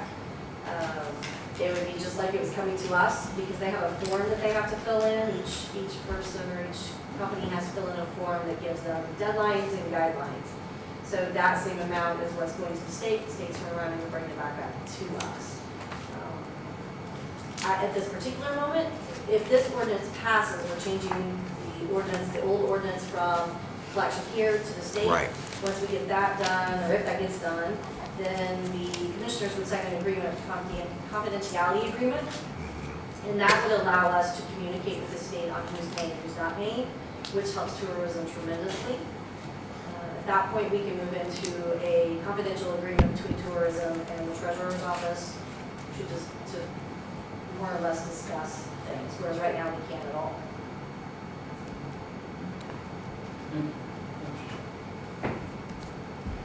So we'll address it next meeting then? Did you email that ordinance? It wasn't in that email, right? I believe, yeah, Dana sent it to all the council and commissioners and. I read the email, but I didn't see maybe it was in the Well, thank you for looking into that. And wherever the point of sale is, those people are responsible for filing their taxes. And so instead of filing it with us, they're filing it with the state. And there's a certain group that already file with the state, national franchise providers that doesn't come to us anyway, and the state already cuts us a check for whatever they collect there. It's not big money, but. Kind of how this all started was that the state had sent us a confidentiality agreement. Okay. And wanted to divulge what they had and what we had, and then kind of work through that, to which I decided to go ahead and let's try and. And you're like, aha, okay. And do it all at once. Thank you again for researching that. Can we make a motion to adjourn? Not yet, we were going through any other elected officials and department heads. Okay, public comment? Aaron.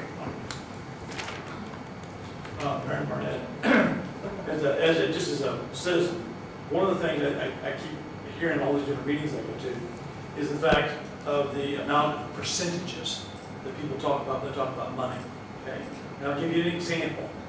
If like on the soil and water, $90,000 from the county council or from the people of Owen County to do the river and my path or whatever they want the money for. Okay, right? If you only got like 250 people to use that, that's 1% of the population. You see what I'm saying? And to give $95,000, only 240 people actually use the darn thing, it's kind of silly. And then you look at the jail, and you say, well, how many people does that really affect? Well, it affects 250 prisoners. So here again, we're only talking about 250 people, that you got, $20 million or $25 million, which is a very small percentage of what actually the people actually get out of it. You see what I'm saying? So when we're looking at budgets and we're looking at money and stuff, one of the neatest questions to ask, I always do it, is when someone wants money for this, they want money for that, or we need to appropriate this, or I want to set a budget for that, it's like, how many people benefit?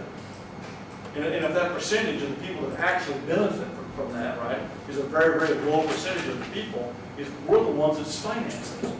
From a public point of view, if I'm financing 1%, right, at a big, huge number, then I'm not getting my money's worth out of it as a taxpayer. And I think that sometimes these percentages need to be looked at from a different standpoint. That how much do the people, right, actually get out of it? Because you and I both know that the people that live up there in the northern part of the county are not going to come down here just to use the path, okay? Because it's fun. So I mean, they got a lot of other issues and problems. So the percentages is what I'd like for everybody to look at is, if you're going to spend a bunch of money, what does the people get out of it? And how many of these people get something out of it? If only 500 people actually get something out of it, you're spending too much money, in my opinion. Thank you. Any other public comment? Sheila. Sheila.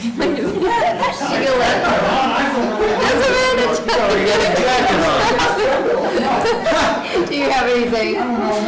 Does the council have anything? Okay, now you can say it, Nick. Okay. Make a motion to. I'm sorry. That was just too much FYI.